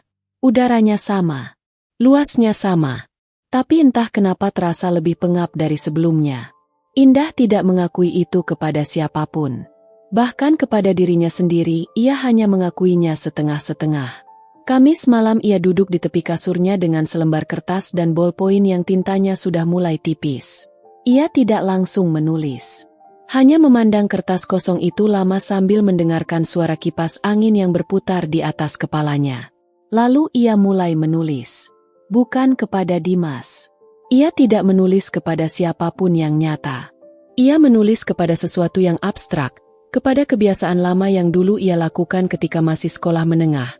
Ketika semua perasaan yang tidak bisa ia ucapkan ia tumpahkan ke atas kertas di laci mejanya. Tulisannya tidak panjang, tidak rapi. Kadang ia coret satu kalimat dan menulis ulang di bawahnya. Ia menulis tentang malam kecelakaan itu. Tentang bagaimana tangannya tidak pernah gemetar waktu menyerahkan amplop itu meski seluruh logika di kepalanya berteriak bahwa itu keputusan yang tidak masuk akal. Tentang bagaimana ia berjalan pulang dalam hujan dan justru merasa sesuatu yang aneh menyerupai lega. Lalu ia menulis tentang Dimas. Tentang betapa tidak masuk akalnya semua ini. Bahwa dari sekian ratus ribu orang di kota ini, yang tergeletak di aspal malam itu adalah Dimas. Anak tetangga yang dulu berlari-lari di gang sempit yang sama. Yang pernah ia ceritai hal-hal kecil yang tidak penting. Yang menghilang begitu saja dari hidupnya sebelum ia sempat mengerti kenapa kehilangannya terasa lebih besar dari yang seharusnya. Ia menulis, "Aku tidak tahu harus merasa apa." Lalu ia coret kalimat itu. Lalu ia tulis lagi. Lalu ia lipat kertasnya dan menyimpannya di bawah buku catatan di laci mejanya di samping kartu nama yang masih ada di sana. Jumat paginya, dalam perjalanan ke klinik, ponselnya bergetar. Sebuah pesan masuk. Dari nomor yang sudah ia simpan dengan nama singkat yang tidak mencolok di daftarnya. Pesannya hanya satu baris. Singkat dan langsung seperti orangnya. "Kamu sudah makan?" Indah berhenti di tepi trotoar, memandang pesan itu. 3 kata. Tapi ada sesuatu di balik 3 kata itu yang tidak bisa ia perlakukan seperti pesan biasa. Ia bisa saja menjawab sudah dan menutup percakapan. Itu yang paling aman. Tapi jarinya mengetik sesuatu yang berbeda. "Belum. Mau ke warung dekat klinik dulu." 3 menit berlalu. "Aku ikut." 15 menit lagi. Indah memasukkan ponselnya ke saku. Ia melanjutkan jalannya ke klinik dengan langkah yang sama seperti biasa. Tapi ada sesuatu di sudut bibirnya yang bergerak tanpa ia suruh. Dimas sudah ada di warung ketika Indah tiba. Ia duduk di bangku yang sama seperti biasanya. Sudah memesan 2 teh hangat yang mengepul di atas meja. Penampilannya lebih sederhana dari biasanya. Kemeja biasa tanpa jas. Tidak ada Pak Andi. Tidak ada mobil yang mencolok di depan. Hanya dia. Mereka memesan sarapan dan makan dengan percakapan yang dimulai dari hal-hal kecil. Cuaca. Jalanan yang macet sejak pagi. Satu sudut jalan yang tiba-tiba digali untuk perbaikan pipa dan membuat semua orang harus muter. Lalu Dimas meletakkan sendoknya. Maaf soal amplop itu, katanya. Tidak berputar. Indah mengangkat wajahnya. Bukan maksud saya membuat kamu merasa seperti sesuatu yang kamu lakukan perlu dibayar. Itu salah saya. Indah diam sebentar. Menatap gelasnya. Kamu tidak salah juga. Wajar kalau kamu merasa perlu mengganti. Tapi caranya yang keliru. Iya. Indah mengangguk kecil. Sedikit. Keheningan kecil datang di antara mereka. Bukan keheningan yang tidak nyaman. Lebih seperti jeda yang dibiarkan ada karena tidak ada yang perlu dipaksakan untuk mengisinya. Lalu Dimas bicara lagi dengan suara yang sedikit lebih pelan. Waktu kamu bilang jangan datang lagi, saya turuti. Tapi saya tidak bisa tidak khawatir. Kamu tidak perlu khawatir. Saya tahu saya tidak perlu. Ia mengangkat wajahnya menatap Indah langsung. Tapi saya khawatir. Dan dua hal itu tidak selalu sama. Indah menatap balik. Ada sesuatu di kata-kata itu yang menembus masuk ke tempat yang tidak biasa ada yang sampai. Bukan karena kalimatnya luar biasa. Tapi karena diucapkan dengan cara yang tidak meminta apapun sebagai balasannya. Tidak mengharapkan Indah untuk berterima kasih. Tidak mengharapkan Indah untuk berubah pikiran atau melunakkan sikapnya. Hanya diucapkan. Apa adanya. Indah menunduk ke arah piringnya. Ibu kos minta saya bayar tunggakan minggu ini, katanya tiba-tiba. Ia tidak tahu kenapa ia mengatakannya. Mungkin karena sudah terlalu lama tidak ada yang bisa ia ceritai hal-hal seperti ini. Kalau tidak bisa, kamarnya akan dikasih ke orang lain. Dimas tidak langsung bicara. Ia mendengarkan. Gaji belum keluar. Tabungan tidak cukup.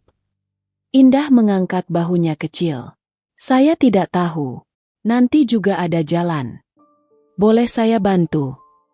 Jawaban Indah sudah ada bahkan sebelum Dimas selesai mengucapkan kalimatnya. Tidak. Dimas mengangguk. Ia tidak mendebat. Tapi sepulang dari warung itu, Dimas menghubungi Pak Andi dan memberikan instruksi singkat yang tidak banyak. Pak Andi mencatat. Tidak bertanya. Tidak berkomentar. Dan Indah tidak tahu bahwa 3 hari kemudian, ketika Bu Ratna mengetuk pintunya lagi dengan wajah yang berbeda dari biasanya, perempuan tua itu berkata bahwa ada seseorang yang sudah melunasi tunggakannya sekaligus membayar 3 bulan ke depan. Tanpa nama, tanpa pesan. Indah berdiri di depan pintu kamarnya lama sekali setelah Bu Ratna pergi. Tangannya mengepal di sisinya. Di dalam dadanya ada 2 hal yang bergerak sekaligus ke arah berlawanan. Satu bagian hangat dan lega dan hampir ingin menangis. Satu bagian lagi keras dan tidak mau mengakui bahwa ada orang yang masuk begitu dalam ke dalam hidupnya tanpa ia undang. Ia masuk ke kamarnya. Duduk di kasur. Membuka laci mejanya. Kertas itu masih ada di sana. Ia mengambilnya, membukanya, dan di bawah semua yang sudah ia tulis, ia menambahkan 1 baris lagi dengan tinta yang hampir habis. Aku takut. Laras bukan perempuan yang menunggu. Ia tumbuh di keluarga yang mengajarkan bahwa segala sesuatu yang diinginkan harus dijemput, bukan ditunggu datang sendiri. Ayahnya membangun bisnisnya dari nol dengan filosofi itu. Ibunya mempertahankan rumah tangga mereka dengan cara yang sama. Dan Laras mewarisi keduanya dengan sempurna. Ketika ia pertama kali mendengar nama Indah dari salah satu staf kepercayaan Sulastri yang memang sudah lama menjadi mata dan telinga perempuan itu di luar rumah, Laras tidak panik. Ia duduk dengan tenang, mendengarkan semuanya, lalu mengangguk pelan seolah informasi itu tidak lebih mengejutkan dari laporan cuaca. Tapi di dalam kepalanya, mesin itu langsung menyala. Ia memulai dari hal yang paling mudah. Informasi. Indah tidak sulit untuk ditelusuri. Perempuan dengan posisi seperti itu, dengan kehidupan seperti itu, hampir tidak punya pelindung apapun atas informasi tentang dirinya. Dalam 2 hari Laras sudah tahu cukup banyak. Jenda, 25 tahun. Petugas kebersihan. Kos-kosan di gang sempit. Suami meninggal dengan meninggalkan utang. Laras menyimpan semua itu dengan rapi. Lalu ia mulai bergerak. Yang pertama ia lakukan bukan sesuatu yang kasar atau langsung. Laras terlalu cerdas untuk itu. Ia mulai dengan percakapan ringan. Makan siang bersama dua orang kenalan yang ia tahu memiliki hubungan tidak langsung dengan dunia tempat Dimas bergerak. Perempuan-perempuan dari lingkaran sosial yang sama, yang suka bicara dan yang perkataannya bisa mengalir ke tempat-tempat jauh tanpa perlu didorong. Di meja makan itu, Laras menyebut nama Indah dengan nada yang terukur. Bukan fitnah terang-terangan. Ia lebih halus dari itu.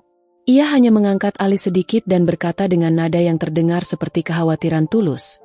Katanya ada perempuan yang kebetulan ada di lokasi kecelakaan Dimas dan sejak itu terus ada di sekitarnya. Lucu ya, kebetulan macam itu. Mesin gosip tidak butuh banyak bahan bakar untuk menyala. Dalam seminggu, cerita itu sudah berubah bentuk. Dari mulut ke mulut, dari satu meja makan ke meja makan berikutnya, dari satu grup pesan ke grup pesan yang lain. Ceritanya tidak lagi sesederhana yang Laras ucapkan. Sekarang ada tambahan-tambahan yang tidak ia ucapkan tapi entah bagaimana muncul dengan sendirinya seperti lumut yang tumbuh di tempat lembab. Bahwa perempuan itu sudah mengintai Dimas sebelum kecelakaan. Bahwa uang yang ia keluarkan bukan dari gajinya sendiri tapi dari seseorang yang membiayainya. Bahwa ia sengaja ada di tikungan itu dan sengaja menjadi penyelamat agar bisa masuk ke kehidupan pria kaya yang sedang sendirian. Tidak ada yang bisa membuktikan kebenarannya. Tapi tidak ada juga yang sungguh-sungguh mempertanyakannya. Cerita seperti itu punya cara hidup sendiri. Ia tidak butuh bukti. Ia hanya butuh orang yang cukup tidak sibuk untuk meneruskannya. Dampaknya sampai ke klinik 2 minggu kemudian. Indah pertama kali merasakannya dari cara pandang. Bukan semua orang. Hanya beberapa. Tapi Indah sudah cukup terbiasa dengan kehidupan untuk tahu bahwa tatapan yang berbeda 1 detik saja sudah cukup berbicara banyak. Yanti yang biasanya menyapanya duluan. Pagi itu menunggu Indah yang menyapa lebih dulu. Seorang perawat yang biasanya bercanda kecil di pantry, hari itu menyelesaikan kopinya dan keluar sebelum Indah selesai mengambil air minumnya. Mungkin kebetulan. Mungkin bukan. Indah memilih diam dan bekerja seperti biasa. Tapi di hari Kamis, Yanti akhirnya tidak tahan. Ia menutup pintu ruang penyimpanan dari dalam dan berbicara dengan suara yang diturunkan setengah dari volume normalnya. "Indah, saya mau bilang sesuatu. Jangan marah dulu." Indah berdiri dengan tangan masih memegang botol cairan pembersih. "Bilang saja." Yanti mengeluarkan ponselnya. Membuka sebuah tangkapan layar dari grup yang Indah tidak tahu Yanti ada di dalamnya. Sebuah grup dari komunitas arisan istri-istri di lingkungan perumahan atas. Indah membaca pesannya. Tidak semuanya. Cukup 2 paragraf untuk mengerti kemana arahnya. Ia mengembalikan ponsel itu kepada Yanti tanpa ekspresi yang berubah. "Sudah lama?" tanyanya. "Kira-kira 2 minggu. Indah mengangguk pelan. "Terima kasih sudah kasih tahu." "Kamu tidak marah?" "Marah ke siapa?" Yanti memandangnya dengan ekspresi yang sulit dibaca. Antara kagum dan khawatir dalam proporsi yang hampir seimbang. "Kamu tahu siapa yang mulai ini?" Indah tidak menjawab. Tapi ada sesuatu di balik diamnya yang menunjukkan bahwa ia sudah memiliki dugaan yang cukup kuat meski tidak punya bukti apapun untuk membuktikannya. Ia keluar dari ruang penyimpanan dan melanjutkan pekerjaannya.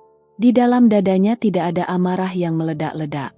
Yang ada justru sesuatu yang lebih dingin dan lebih berat. Sebuah konfirmasi yang tidak ia minta tapi sudah lama ia rasakan. Bahwa dunia tempat Dimas berdiri tidak hanya berbeda dari dunianya dalam hal materi atau status. Tapi juga dalam cara orang-orangnya bergerak. Dalam cara mereka melindungi wilayah yang mereka anggap milik mereka. Dan Indah bukan bagian dari wilayah itu. Tidak pernah. Dan mungkin tidak akan pernah. Malam itu ia tidak menghubungi Dimas.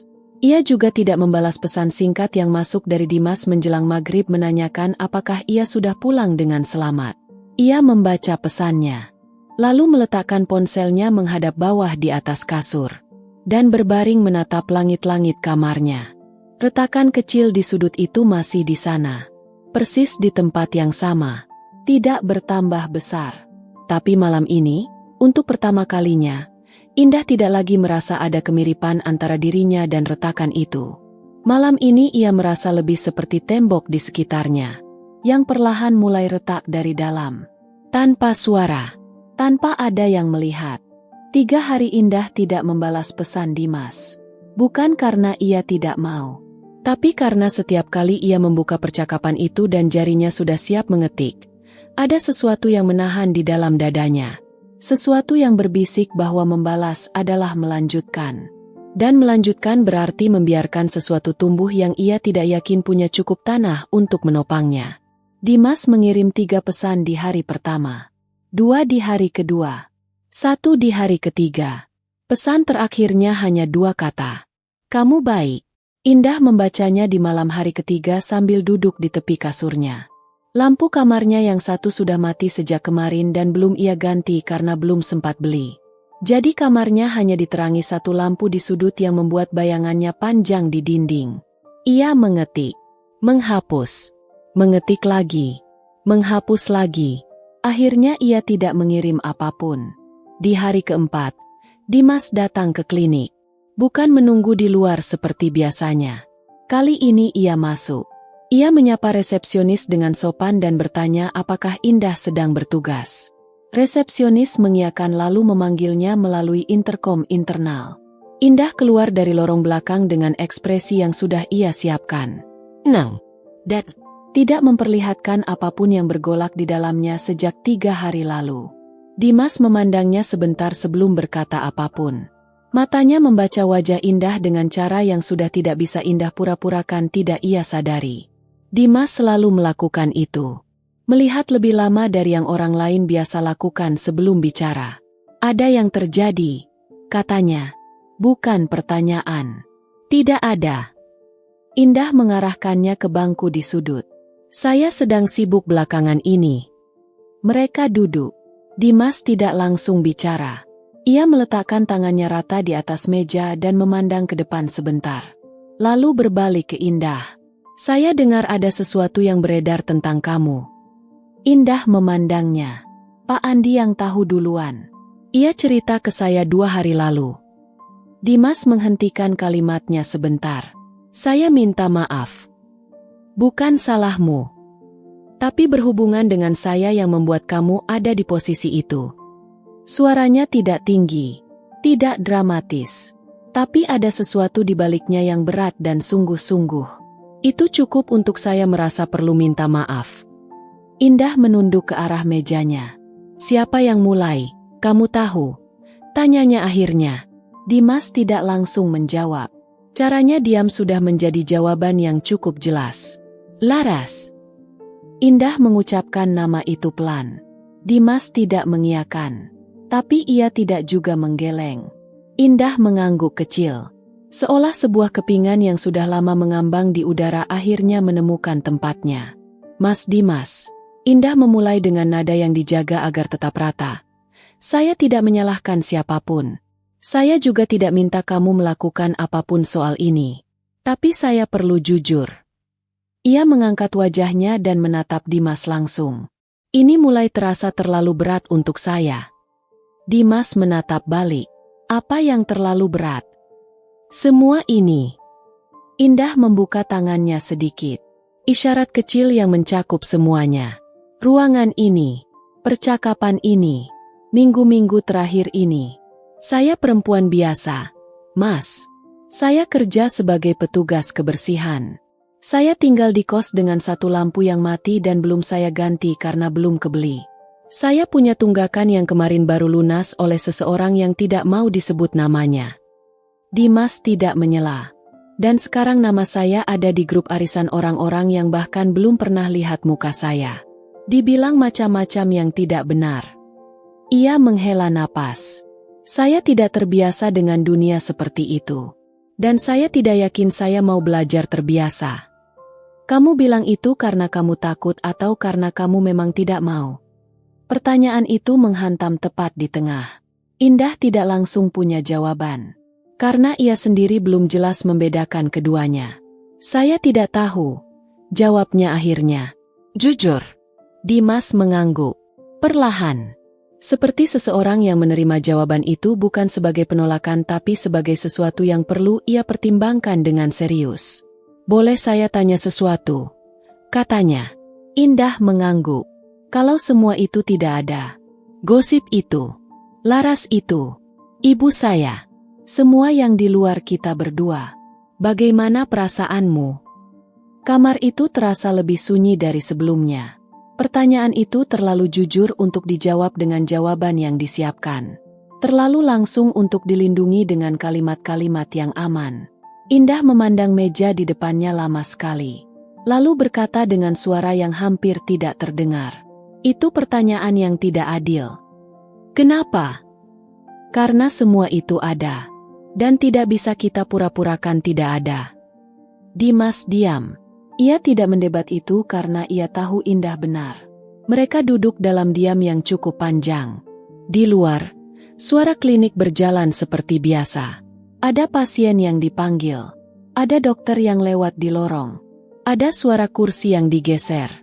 Dunia terus berjalan tidak peduli ada dua orang yang sedang mencoba memahami sesuatu yang terlalu besar untuk diselesaikan dalam satu percakapan. Indah yang pertama berdiri. "Saya harus kembali kerja." Dimas mengangguk. Ia tidak menahan.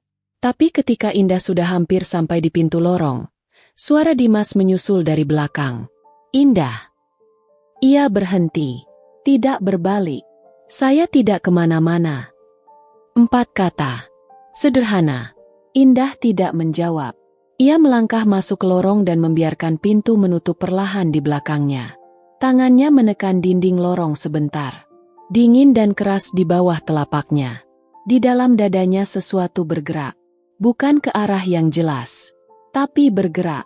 Dan kadang bergerak adalah satu-satunya hal yang bisa dilakukan ketika tidak ada arah yang terasa cukup benar untuk dipilih. Sulastri meletakkan cangkir tehnya dengan cara yang tidak menimbulkan suara sama sekali. Itu pertanda buruk. Dimas sudah cukup lama hidup bersama ibunya untuk tahu bahwa ketika Sulastri marah dengan cara yang berisik, itu masih bisa dinegosiasikan. Tapi ketika ia diam dan setiap gerakannya terlalu terkontrol, terlalu presisi, seperti seseorang yang sedang menahan sesuatu yang sangat besar agar tidak tumpah sembarangan, itu artinya percakapan yang akan terjadi tidak akan selesai dalam satu malam. Mereka duduk di ruang keluarga. Lampu kristal di atas menyala penuh. Di luar jendela langit sudah gelap sepenuhnya. Sulastri yang meminta Dimas duduk. Bukan meminta dengan nada yang lembut. Meminta dengan nada yang tidak memberikan pilihan lain. "Pak Hartawan menelepon saya tadi siang." Sulastri memulai. Dimas menunggu. "Laras ingin bertemu kamu lagi. Kali ini bukan makan malam. Ia ingin menghadiri acara tahunan perusahaan kita bulan depan. Sebagai tamumu." Sulastri menatap anaknya tanpa berkedip. "Saya sudah bilang ya." Dimas tidak langsung bereaksi. Ia meletakkan ponselnya di atas meja dan menatap ibunya. "Ibu tidak seharusnya memutuskan itu tanpa tanya saya dulu. Saya ibumu. Dan saya juga pemegang 20% saham perusahaan yang ayahmu tinggalkan. Saya punya hak untuk mempertimbangkan mana yang terbaik. Untuk perusahaan atau untuk saya. Keduanya tidak harus bertentangan." Dimas menarik napas panjang. Ia memilih kata-katanya dengan hati-hati karena ia tahu arena ini berbeda dari rapat direksi. Di sini logika saja tidak cukup. Di sini ada lapisan perasaan yang tidak tertulis di agenda manapun tapi selalu hadir di setiap percakapan. "Bu," ia mulai dengan nada yang lebih pelan. "Saya menghormati Laras. Ia perempuan yang baik. Tapi menghormati seseorang tidak berarti saya harus membangun hidup bersamanya." "Lalu kamu mau membangun hidup dengan siapa?" Sulastri akhirnya mengatakan yang selama ini hanya berputar di tepi bibirnya. "Perempuan itu? Yang kerjanya bersih-bersih klinik." Dimas tidak bereaksi dengan cara yang mungkin ibunya harapkan. Tidak membantah keras. Tidak juga menunduk mengalah. Ia hanya menatap ibunya dengan tenang yang tidak dibuat-buat. Ibu pernah cerita tentang bagaimana ibu dan ayah pertama ketemu. Sulastri mengerutkan keningnya tipis. Ayah dulu kerja di bengkel kecil milik kakeknya. Ibu anak dari keluarga yang cukup. Kakek tidak setuju 3 tahun. Dimas tidak mengalihkan pandangannya. Ayah tidak pergi. Kakek yang akhirnya berubah pikiran. Ruangan itu sunyi beberapa detik. Sulastri mengambil cangkir tehnya lagi. Meminumnya sedikit. Lalu meletakkannya kembali dengan gerakan yang sama presisinya seperti tadi. Tapi ada sesuatu di sudut matanya yang bergerak sebentar. Sangat sebentar. Situasinya berbeda, katanya akhirnya.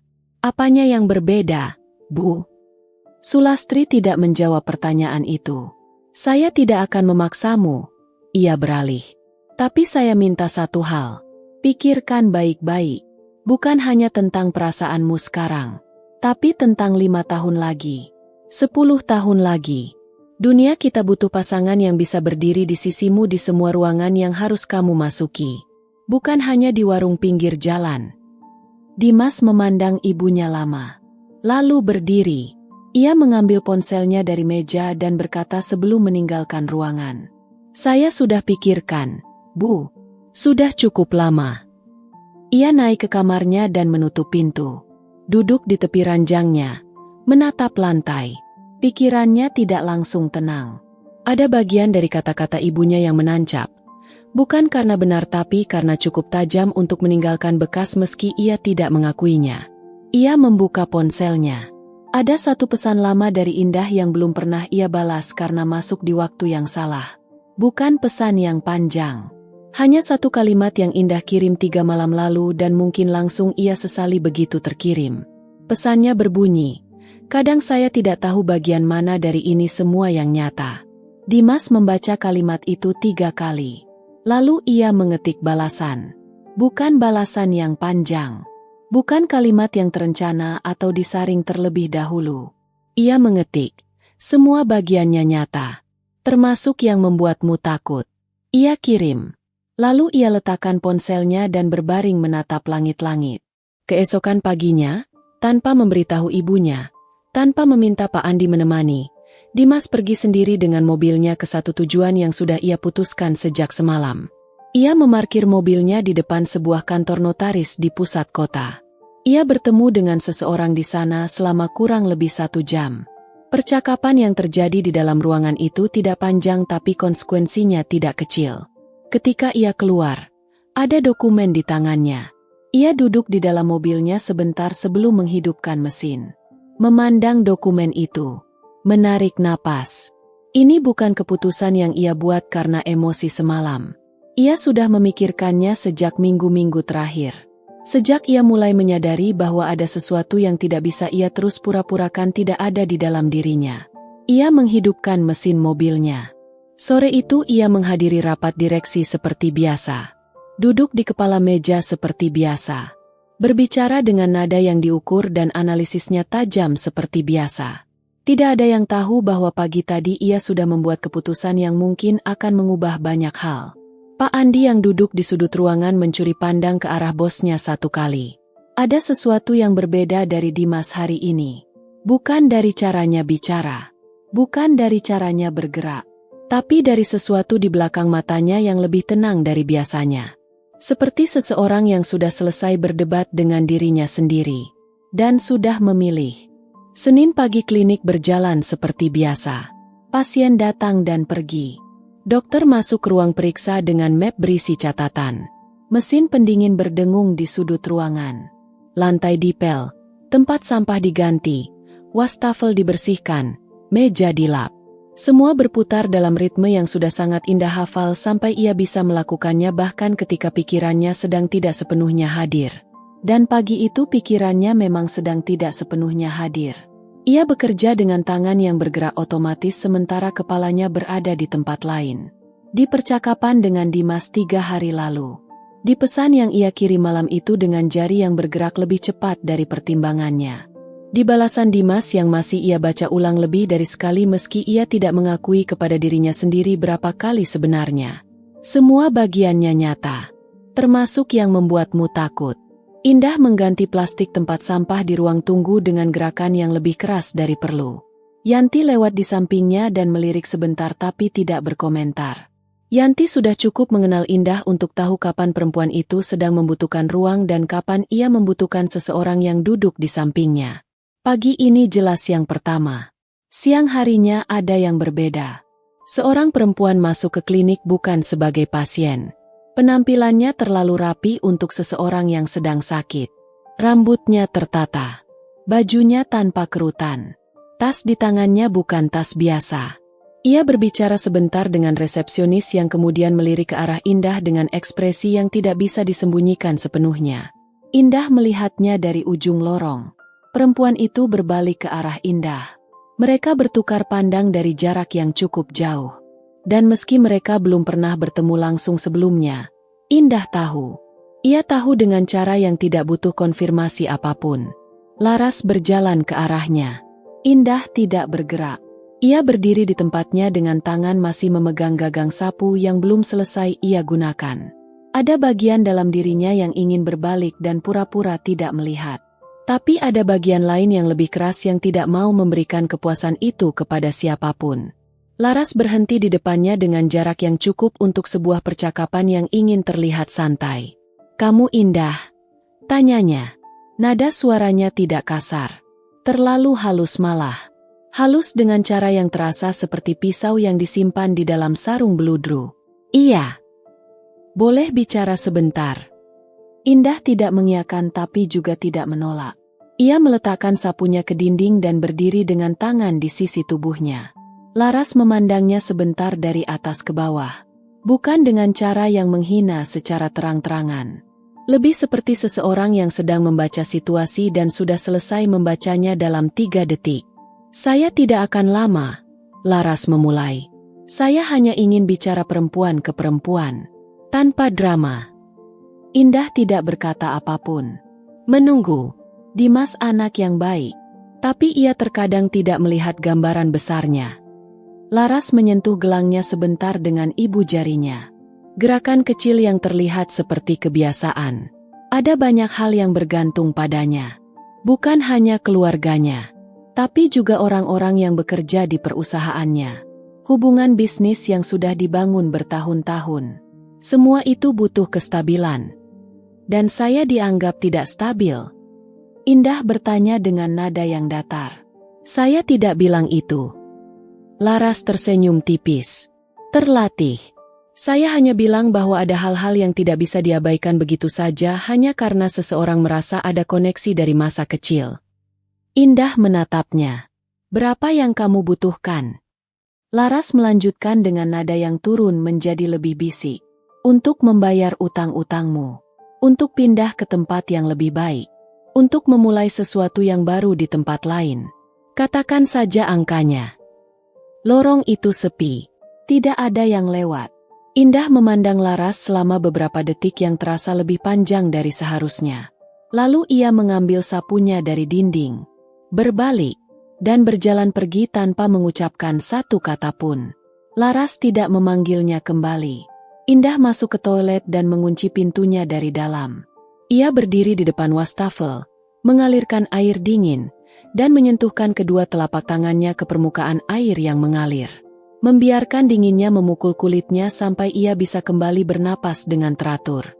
Dadanya sesak bukan karena marah, tapi karena sesuatu yang jauh lebih melelahkan dari marah. Sebuah konfirmasi bahwa tidak peduli apa yang ia lakukan atau tidak lakukan, ia sudah ditempatkan di posisi tertentu oleh orang-orang di dunia itu. Dan posisi itu tidak punya ruang untuk ia berdiri dengan kepala tegak. Ia pulang kerja sore itu lebih awal dari biasanya. Dokter kepala mengizinkan karena ia bilang tidak enak badan, yang bukan sepenuhnya bohong. Di kamarnya, ia membuka laci mejanya. Kertas itu masih ada. Ia mengambilnya dan membacanya dari awal. Setiap kalimat yang pernah ia tulis di sana. Setiap coretan. Setiap kata yang ditambahkan di malam yang berbeda-beda. Lalu ia mengambil ballpoint. Dan di bawah semua tulisan itu, di baris paling akhir, ia menulis kalimat yang lebih panjang dari biasanya. Mungkin ada hal-hal yang memang tidak seharusnya dipaksakan tumbuh. Bukan karena tidak indah, tapi justru karena terlalu indah untuk dirusak oleh hal-hal yang berada di luar kemampuan kita untuk dikendalikan. Ia menutup kertas itu. Melipat rapi. Tapi kali ini ia tidak menyimpannya di laci. Ia menyimpannya di dalam tasnya. Keesokan paginya Dimas mengirim pesan menanyakan apakah malam itu Indah mau makan di warung seperti biasa. Indah membaca pesannya di dalam angkot dalam perjalanan ke klinik. Ia tidak membalas. Sore harinya Dimas mengirim lagi. Kali ini lebih pendek. "Hei!" Indah membacanya. Meletakkan ponselnya. Mengambilnya lagi. Membuka percakapan itu. Memandang kursor yang berkedip di kolom ketik. Lalu menutup ponselnya dan memasukkannya ke saku seragamnya. Dan untuk pertama kali dalam berminggu-minggu, Indah pulang dari klinik melewati jalan yang berbeda. Bukan jalan yang biasa ia lewati. Bukan jalan yang ada warungnya di perempatan ketiga. Bukan jalan yang pernah ia jalan berdampingan dengan seseorang di sampingnya. Jalan yang tidak punya kenangan apapun tentang siapapun. Hanya jalan. 4 hari Indah tidak membalas satupun pesan dari Dimas. 4 hari ia mengambil jalan pulang yang berbeda. 4 hari ia datang ke klinik lebih pagi dari biasanya dan pulang lebih cepat dari biasanya agar tidak ada jendela waktu yang bisa diisi oleh siapapun yang mungkin sedang menunggu di seberang jalan. Bukan karena benci. Justru karena sebaliknya. Dan itu yang membuatnya lebih sulit. Kalau ia tidak peduli, menghilang akan terasa seperti melepas sesuatu yang memang tidak pernah benar-benar dipegang. Tapi ini berbeda. Ini seperti melepas sesuatu yang sudah cukup dalam menancap untuk meninggalkan bekas ketika dicabut. Dan Indah memilih sakit itu sekarang daripada membiarkan akarnya tumbuh lebih dalam dan sakitnya menjadi jauh lebih besar nanti. Setidaknya itu yang ia katakan kepada dirinya sendiri di malam hari ketika kamarnya terlalu sunyi. Di hari kelima, Yanti menemuinya di pantry. Wajah Yanti menunjukkan sesuatu yang ia coba sembunyikan tapi tidak berhasil sepenuhnya. Ia meletakkan gelasnya di meja dan berkata dengan suara yang diturunkan meski tidak ada orang lain di ruangan itu. "Ada yang tadi datang ke sini. Nanya kamu." Indah tidak perlu bertanya siapa. "Saya bilang kamu lagi tugas di bagian dalam." Dia nunggu di luar hampir sejam. Yanti memandangnya. "Terus pergi." Indah mengangguk pelan. "Terima kasih." "Endah." Yanti menyentuh lengannya sebentar. "Singkat tapi cukup. Saya tidak tahu situasinya seperti apa. Saya tidak mau ikut campur juga. Tapi kamu kelihatan seperti orang yang sedang menyelamatkan diri dari sesuatu yang sebenarnya tidak berbahaya." Indah memandangnya. "Itu saja." Yanti menyelesaikan kopinya dan keluar. Indah berdiri sendiri di pantry, memandang gelasnya yang belum tersentuh. Air di dalamnya sudah tidak panas lagi. Malam itu ia berbaring di kasurnya dan mencoba tidur lebih awal. Tidak berhasil. Pikirannya tidak mau diam. Ia memejamkan mata tapi yang ada di balik kelopaknya justru hal-hal yang tidak ia undang. Warung dengan kursi plastik. 2 gelas teh hangat. Cerita tentang pohon mangga yang buahnya tidak pernah manis. Suara Dimas yang turun sedikit lebih pelan ketika ia berkata, "Ramai di luar, sepi di dalam." Ia membuka matanya, menatap langit-langit. Retakan kecil di sudutnya terlihat lebih jelas malam ini karena bulan di luar jendela cukup terang dan cahayanya masuk dari celah gorden yang tidak rapat sepenuhnya.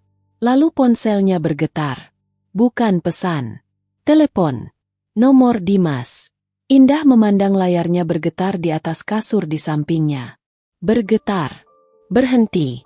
Bergetar lagi. Lalu berhenti. Ia tidak mengangkat. 3 menit kemudian masuk sebuah pesan. Bukan dari Dimas. Dari nomor yang tidak ia kenal. Tapi isi pesannya membuat ia langsung duduk tegak di atas kasurnya. Pesannya dari Pak Andi. Asisten Dimas. Rupanya Pak Andi menyimpan nomornya dari catatan administrasi rumah sakit yang dulu pernah ia minta. Pesannya singkat. "Bu Indah, maaf mengganggu. Ini Pak Andi. Bapak malam ini tidak ada di rumah. Saya sudah cari ke beberapa tempat. Terakhir kali terlihat beliau pergi sendiri tanpa sopir sekitar jam 8. Ponselnya aktif tapi tidak diangkat. Ibu Sulastri belum tahu. Saya khawatir kondisi kepala Bapak belum sepenuhnya pulih. Kalau Bu Indah tahu atau bisa membantu, saya mohon." Indah membaca pesan itu 2 kali. Ia berdiri dari kasurnya, mengambil jaketnya, memakai sandalnya, dan keluar dari kamar kos dengan ponsel di tangan tanpa tahu dengan pasti kemana ia harus pergi, tapi tahu bahwa diam di sini bukan pilihan. Ia menelepon Pak Andi sambil berjalan ke ujung gang mencari angkot. Pak Andi, terakhir dilihat di mana? Di depan rumah, Bu. Jalan kaki, katanya ke sopir tetangga yang kebetulan lihat. Jalan ke arah mana? Ke selatan. Arah jalan besar. Indah berpikir cepat. Arah selatan dari rumah Dimas yang pernah ia tahu lokasinya dari percakapan yang tidak ia rencanakan untuk diingat tapi ternyata tersimpan, mengarah ke satu jalan besar yang kemudian bercabang ke beberapa kemungkinan. Salah satunya adalah jalan yang melewati warung mereka. Ia menghentikan angkot yang lewat dan menyebutkan tujuan yang melewati rute itu. 20 menit kemudian ia turun di halte yang jaraknya masih cukup jauh dari warung. Tidak ada angkot lagi yang searah. Ia jalan kaki. Langit malam ini tidak hujan, tapi anginnya cukup dingin untuk membuat ia menarik resleting jaketnya lebih ke atas. Ia melihatnya dari jarak 50 meter. Seseorang duduk di bangku kayu di depan warung yang sudah tutup. Warung itu memang tutup lebih awal di hari kerja. Lampunya sudah mati, tapi ada lampu jalan di dekatnya yang cukup untuk menerangi sosok yang duduk sendirian di sana dengan siku bertumpu di lutut dan kepala yang menunduk. Indah memperlambat langkahnya. Ia menghampiri. Berhenti 2 langkah di depan sosok itu. Dimas mengangkat kepalanya. Matanya tidak merah. Ia tidak menangis. Tapi ada sesuatu di wajahnya yang berbeda dari semua versi Dimas yang pernah Indah lihat selama minggu-minggu terakhir ini. Versi yang lebih lelah. Lebih terbuka. Seperti seseorang yang sudah menanggalkan lapisan-lapisan yang biasa ia kenakan dan tinggal dengan yang paling dasarnya. Kamu tahu saya di sini. Suaranya sedikit serak. Pak Andi yang hubungi saya. Dimas mengangguk pelan. Memandang jalan kosong di depannya. Saya hanya mau jalan. Tidak ada tujuan. Kaki berhenti di sini. Indah duduk di sampingnya di bangku yang sama. Tidak berkata apapun dulu. Membiarkan angin lewat di antara mereka berdua. Membiarkan suara kota malam mengisi jeda yang tidak perlu dipaksa diisi dengan kata-kata. Lalu Dimas bicara dengan suara yang lebih pelan dari biasanya. Saya lelah berdiri di antara semua orang yang masing-masing punya kepentingan atas hidup saya. Ia tidak melihat ke arah Indah. Menatap titik kosong di depannya. Satu-satunya tempat yang tidak terasa seperti itu adalah di sini. Di warung yang sudah tutup ini. Dengan atau tanpa kamu. Indah mendengarkan. Tapi dengan kamu lebih baik. Lanjutnya. Kali ini ia berpaling ke arah Indah. Mata mereka bertemu. Dan Indah tidak memalingkan pandangannya. Untuk pertama kali dalam 4 hari terakhir. Ada sesuatu di dalam dadanya yang berhenti berlari ke arah yang berlawanan. Tidak maju. Belum. Tapi berhenti berlari. Dan kadang itu sudah cukup sebagai awal. Sulastri tahu anaknya tidak pulang sampai lewat tengah malam. Ia tahu bukan karena menunggu di depan pintu atau memeriksa kamera di gerbang. Ia tahu karena ia memang tidak tidur. Sudah menjadi kebiasaannya sejak Dimas kecil bahwa ia tidak bisa benar-benar terlelap sebelum mendengar suara pintu yang dibuka dan langkah kaki yang naik ke lantai 2. Dulu ia malu mengakuinya kepada dirinya sendiri. Sekarang ia sudah cukup tua untuk tidak perlu malu atas hal-hal seperti itu. Ia mendengar Dimas masuk pukul 11:30. Langkahnya normal. Tidak terburu-buru. Tidak ada suara yang mencurigakan. Sulastri berbaring kembali dan memejamkan matanya. Tapi ia tidak tidur sampai subuh. Pagi harinya ketika Dimas turun ke meja makan, Sulastri sudah duduk di sana dengan secangkir kopi yang baru setengah ia minum. Dimas menyapanya seperti biasa. Mengambil sarapan yang sudah disiapkan. Duduk di kursinya. Membuka ponselnya sebentar lalu menutupnya dan memilih makan dalam diam. Sulastri memandang anaknya dari sisi mejanya. Ada sesuatu yang berbeda pagi ini. Bukan dari caranya duduk atau caranya makan. Tapi dari sesuatu yang lebih dalam. Ada ketenangan di wajah Dimas yang kemarin tidak ada. Bukan ketenangan kosong yang biasa ia pasang di rapat. Ini lebih seperti ketenangan seseorang yang sudah selesai dengan sesuatu di dalam dirinya. Sulastri meletakkan cangkir kopinya. Semalam kamu kemana? Jalan. Dimas menjawab tanpa mendongak dari piringnya. Sendiri. Jeda sebentar. Tidak. Sulastri tidak bertanya lebih lanjut. Ia mengambil cangkirnya lagi, memutarnya pelan di antara kedua telapak tangannya. Kebiasaan lama yang muncul ketika ia sedang berpikir serius tentang sesuatu. Dimas akhirnya meletakkan sendoknya dan mengangkat wajahnya menatap ibunya langsung. Bu, saya mau cerita sesuatu. Sulastri menunggu. Bukan tentang perusahaan. Bukan tentang Laras. Bukan tentang apapun yang biasa kita bicarakan di meja ini. Ia memilih kata-katanya dengan hati-hati tapi tidak dengan cara yang dingin. Saya mau cerita tentang Indah. Nama itu menggantung di udara ruang makan yang hening. Sulastri tidak bergerak. Saya tidak akan memulai dengan menjelaskan siapa dia atau membelanya dari apapun yang ibu pikir tentang dia. Saya hanya mau ibu dengarkan dulu. Sulastri mengangguk satu kali. Ingat. Tapi ia mengangguk. Dimas mulai berbicara. Bukan dari malam kecelakaan. Ia mundur lebih jauh. Ke perumahan Cempaka. Ke gang sempit yang pagarnya bunyi kalau dibuka terlalu cepat. Ke masa kecil yang tidak pernah ia ceritakan kepada ibunya secara lengkap karena keduanya tidak terbiasa berbicara tentang hal-hal seperti itu. Ia cerita tentang anak perempuan yang mengajaknya manjat pohon mangga dan tertawa ketika ia jatuh. Yang meminjamkan buku catatannya ketika ia ketinggalan. Yang pernah duduk di tangga depan rumahnya sambil menangis diam-diam waktu orang tuanya bertengkar keras di dalam, dan ia tidak pernah bertanya tapi hanya duduk di sampingnya sampai tangisnya berhenti sendiri. Sulastri mendengarkan tanpa menyela. Lalu Dimas cerita tentang malam kecelakaan itu dari sudut yang berbeda. Bukan dari sudut pasien yang ditolong. Tapi dari sudut seseorang yang kemudian mengetahui satu persatu detail tentang apa yang terjadi malam itu. Perempuan yang tidak mengenal. Yang menyerahkan amplop gajinya tanpa menghitung isinya. Yang berjalan kaki 2 kilometer dalam hujan deras setelahnya. Yang keesokan paginya masuk kerja seperti tidak terjadi apapun. Sulastri memandang meja di depannya. Ada sesuatu yang bergerak di dalam dadanya yang sudah lama tidak bergerak dengan cara seperti ini. Sesuatu yang ia coba kenali tapi tidak langsung berhasil, karena sudah terlalu lama ia simpan di tempat yang tidak mudah dijangkau. Dimas melanjutkan. Ia cerita tentang bagaimana Indah menolak amplop penggantian tanpa drama. Bagaimana Indah tidak pernah meminta apapun. Bagaimana setiap kali ia mencoba memberikan sesuatu, Indah justru mundur bukannya maju. Perempuan yang ingin memanfaatkan situasi tidak bergerak seperti itu. Bu. Kata Dimas pelan.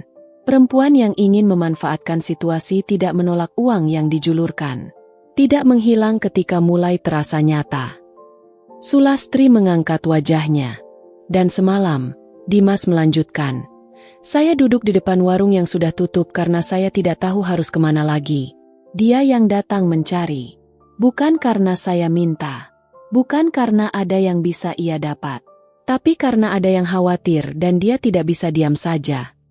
Ruangan itu sunyi cukup lama. Sulastri berdiri. Ia berjalan ke jendela ruang makan yang menghadap ke taman kecil di samping rumah. Punggungnya membelakangi Dimas. Ia memandang keluar dengan tangan berversklungen di depan dadanya. Dimas tidak menyusul. Ia memberi ibunya ruang. Lama Sulastri berdiri di sana. Cukup lama sampai suara burung di luar sempat datang dan pergi. Lalu ia berkata tanpa berbalik. Suaranya tidak keras, tidak bergetar.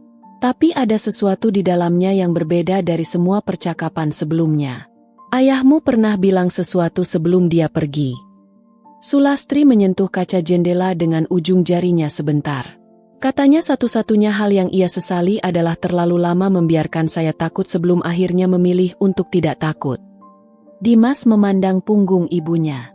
Saya tidak mau kamu membuat kesalahan yang sama. Sulastri akhirnya berbalik. Matanya tidak basah.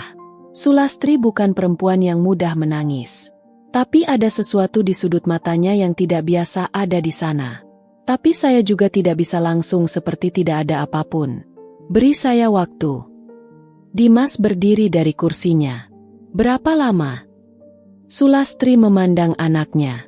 Lama. Seperti sedang mengukur sesuatu yang tidak bisa diukur dengan angka. Bawa dia ke sini.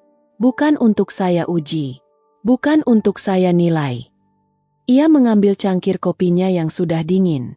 Tapi karena saya ingin melihat sendiri perempuan yang membuat anak saya jalan kaki dari halte di tengah malam hanya untuk duduk di depan warung yang sudah tutup. Dimas menatap ibunya. Ada sesuatu di wajah Sulastri yang belum pernah ia lihat sebelumnya dalam semua tahun mereka hidup di bawah atap yang sama. Bukan persetujuan yang penuh. Belum. Tapi pintu yang sebelumnya tertutup rapat, pagi ini terbuka sedikit. Dan sedikit itu, untuk pertama kali dalam waktu yang sangat lama, terasa lebih dari cukup. Indah menerima pesan dari Dimas minggu pagi. Bukan pesan yang panjang. Dimas tidak pernah mengirim pesan yang panjang. Ia selalu bicara lebih banyak dari yang ia tulis dan menulis lebih sedikit dari yang ia maksud. Tapi kali ini pesannya cukup membuat Indah duduk lebih tegak di tepi kasurnya dan membacanya 2 kali. Pesannya berbunyi, "Ada yang mau ketemu kamu. Malam ini kalau bisa. Tidak perlu berdandan atau mempersiapkan apapun. Cukup jadi kamu." Indah memandang layar ponselnya lama. Ia tahu siapa yang dimaksud. Tidak butuh penjelasan tambahan untuk itu. Dan justru karena ia tahu, ada sesuatu yang langsung bergerak di dadanya ke arah yang berlawanan. Setengahnya ingin menolak dengan alasan yang bisa ia susun rapi dan masuk akal. Setengahnya lagi sudah terlalu lelah untuk terus berlari dari sesuatu yang bagaimanapun caranya selalu berhasil menemukannya kembali. Ia mengetik satu kata. Mengirimnya sebelum setengah yang ingin menolak itu sempat mengambil alih. Sore harinya Dimas menjemputnya sendiri. Tanpa sopir. Mobil yang sama tapi terasa berbeda tanpa Pak Andi di kursi penumpang depan. Ketika Indah masuk dan menutup pintu, Dimas meliriknya sebentar dan berkata bahwa ia kelihatan baik. Indah tidak menjawab tapi ia juga tidak menolak kalimat itu pergi begitu saja. Perjalanan ke rumah Dimas tidak Indah isi dengan percakapan yang berarti. Ia memandang keluar jendela dan membiarkan kota bergerak di luar sana. Lampu-lampu yang mulai menyala seiring sore berganti petang. Pohon-pohon di pinggir jalan yang daunnya bergerak ditiup angin. Semua terlihat sama seperti biasanya tapi entah kenapa malam ini semuanya terasa lebih tajam di matanya. Lebih nyata. Seperti ketika seseorang tahu bahwa sesuatu yang penting akan terjadi dan seluruh inderanya tanpa sadar mempersiapkan diri. Ketika gerbang rumah Dimas terbuka dan mobil masuk ke halaman, Indah menarik napas pelan. Rumah itu besar seperti yang ia bayangkan. Tapi tidak seperti yang ia takutkan. Ada lampu taman kecil di sepanjang jalan masuk yang membuat keseluruhan halamannya terasa lebih hangat dari yang seharusnya. Dimas mematikan mesin dan keluar lebih dulu. Membuka pintu untuk Indah.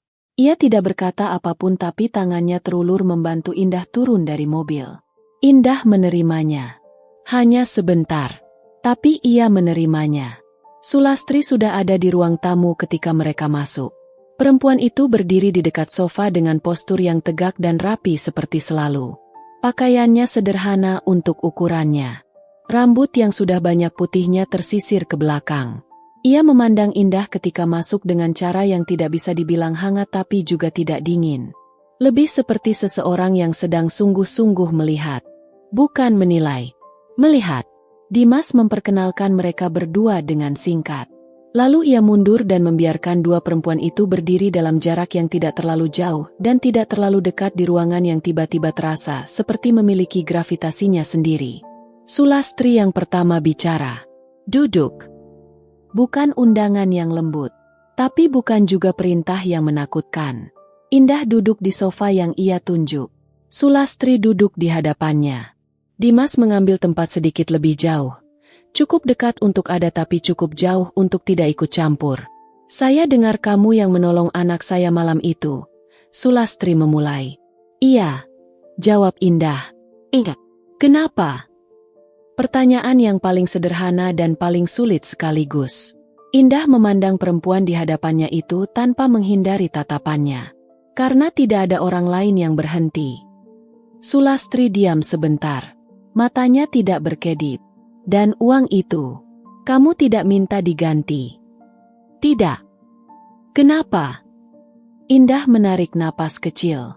Karena kalau saya minta diganti, itu artinya saya melakukan sesuatu dengan harapan mendapat sesuatu.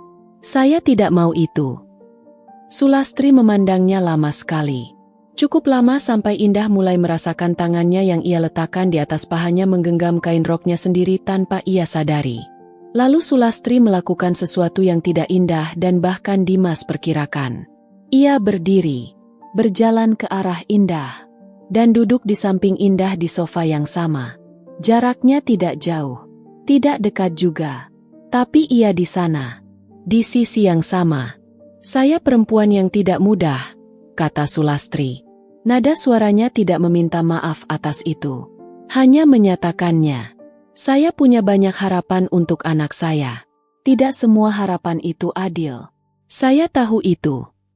Indah tidak berkata apapun. "Tapi saya juga perempuan yang pernah muda dan pernah berdiri di depan keluarga yang tidak mau membuka pintunya." Sulastri memandang ke depan, bukan ke Indah, bukan ke Dimas, ke sesuatu yang hanya bisa ia lihat sendiri. "Saya tahu rasanya." Ruangan itu sunyi. "Saya tidak bisa berjanji bahwa saya akan mudah," lanjut Sulastri. "Tapi saya bisa berjanji untuk mencoba." Indah merasakan sesuatu di sudut matanya yang hangat. Ia tidak membiarkannya jatuh. Ia mengedip sekali dan menahannya. "Terima kasih, Bu," katanya pelan. Sulastri mengangguk. "Satu kali." Lalu berdiri dan berjalan ke dapur dengan alasan teh yang perlu diseduh. Meninggalkan ruang tamu dengan cara yang terasa seperti pemberian ruang yang disengaja. Dimas pindah duduk di sampingnya. Mereka berdua diam sebentar. "Kamu baik-baik saja?" tanya Dimas. Indah mengangguk. Matanya masih sedikit hangat di sudutnya. "Lebih baik dari yang saya kira." Dimas memandangnya. Ada sesuatu di wajahnya yang ia tidak sembunyikan malam ini. "Saya tidak akan janji bahwa semuanya akan mudah," katanya. Kalimat yang hampir sama dengan yang ibunya ucapkan tapi dari mulut yang berbeda dan dengan bobot yang berbeda pula. "Tapi saya tidak mau kamu menjalani apapun yang berat sendirian lagi." Indah memandang tangannya sendiri di atas pangkuannya. Lalu memandang Dimas. "Pohon mangganya sudah tidak ada," katanya tiba-tiba. Dimas mengerutkan dahinya sebentar. "Tidak mengerti. Rumah lama kita. Saya lewat setahun lalu. Pohonnya sudah ditebang. Tanahnya jadi tempat parkir." Indah mengangkat bahunya kecil. "Tapi saya masih ingat rasanya manjat sampai dahan ketiga dan kamu di bawah teriak-teriak minta turun." Dimas tertawa kecil. Suara yang hangat dan tidak dibuat-buat. "Saya tidak teriak-teriak. Teriak. Saya memanggil dengan semangat." Indah tertawa. Kecil, tapi nyata. Suara yang sudah terlalu lama tidak keluar dari dalam dirinya dengan cara yang seringan ini. Sulastri kembali dari dapur dengan nampan berisi 3 cangkir teh. Ia meletakkannya di meja tanpa berkomentar apapun tentang tawa kecil yang masih tersisa di udara ruang tamu itu. Tapi ada sesuatu di sudut bibirnya ketika ia kembali duduk di kursinya. Sesuatu yang kecil. Hampir tidak terlihat. Tapi Dimas melihatnya. Malam itu mereka bertiga duduk di ruang yang sama sampai hampir pukul 10. Tidak ada percakapan besar. Tidak ada keputusan penting yang diumumkan. Hanya teh yang diminum pelan-pelan dan cerita-cerita kecil yang mengisi ruang di antara mereka dengan cara yang tidak dipaksakan. Ketika Dimas mengantar Indah pulang, di dalam mobil yang melaju pelan menembus malam, Indah memandang keluar jendela dan merasakan sesuatu yang sudah sangat lama tidak ia rasakan. Bukan bahagia yang meluap. Bukan lega yang dramatis. Sesuatu yang lebih tenang dari itu. Lebih dalam. Seperti seseorang yang sudah sangat lama berjalan dan akhirnya menemukan tempat untuk duduk. Bukan karena perjalanannya selesai. Tapi karena untuk pertama kali dalam waktu yang sangat lama, ia tidak lagi merasa harus berjalan sendirian. Di depan gang kosnya, ketika Indah turun dari mobil dan hendak berbalik masuk, Dimas memanggilnya sekali. Ia berhenti, memandang balik. Dimas menatapnya dari balik jendela mobil yang terbuka. Wajahnya diterangi lampu jalanan yang remang. Dan ia berkata dengan suara yang cukup pelan untuk hanya sampai ke telinga Indah saja. "Selamat datang kembali." Indah memandangnya, lalu tersenyum. Bukan senyum yang ditahan. Bukan senyum yang disembunyikan ke arah bawah. Tapi senyum yang penuh dan nyata dan dibiarkan ada di wajahnya tanpa ia tutupi dengan apapun. Ia berbalik dan masuk ke gang kosnya. Di dalam kamarnya, ia membuka laci mejanya, mengambil kertas yang sudah terlipat itu, membukanya, membaca semua yang pernah ia tulis di sana dari baris pertama hingga baris terakhir. Setiap kata yang ditulis di malam-malam yang berbeda, setiap coretan, setiap ketakutan yang ia tuangkan ke atas kertas, karena tidak ada tempat lain yang cukup aman untuk menampungnya. Ia membacanya sampai selesai. Lalu dengan tenang ia melipat kertas itu sekali lagi, rapi, dan menyimpannya kembali di laci. Bukan karena masih dibutuhkan, tapi karena itu adalah bagian dari perjalanan yang tidak perlu dibuang.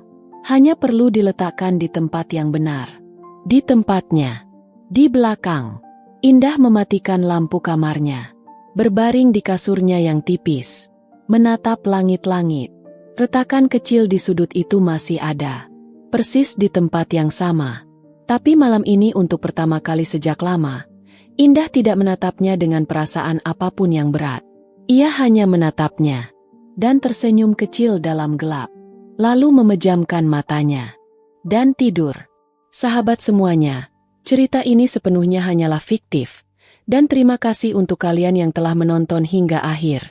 Jika kalian terinspirasi oleh kisah ini, bantu kami dengan menekan tombol like, subscribe, dan komen di bawah dari daerah mana kalian mendengarkan kisah ini. Serta bagikan kisah ini ke orang-orang yang kalian cintai agar lebih banyak yang mendapat hikmahnya. Semoga kalian yang sudah like dan subscribe channel ini diberi rezeki yang mengalir deras, dilapangkan segala urusannya, dan dikabulkan setiap doanya oleh Allah Subhanahu wa Ta'ala. Amin ya Abbal Alamin. Sampai jumpa di kisah nyata penuh inspirasi berikutnya.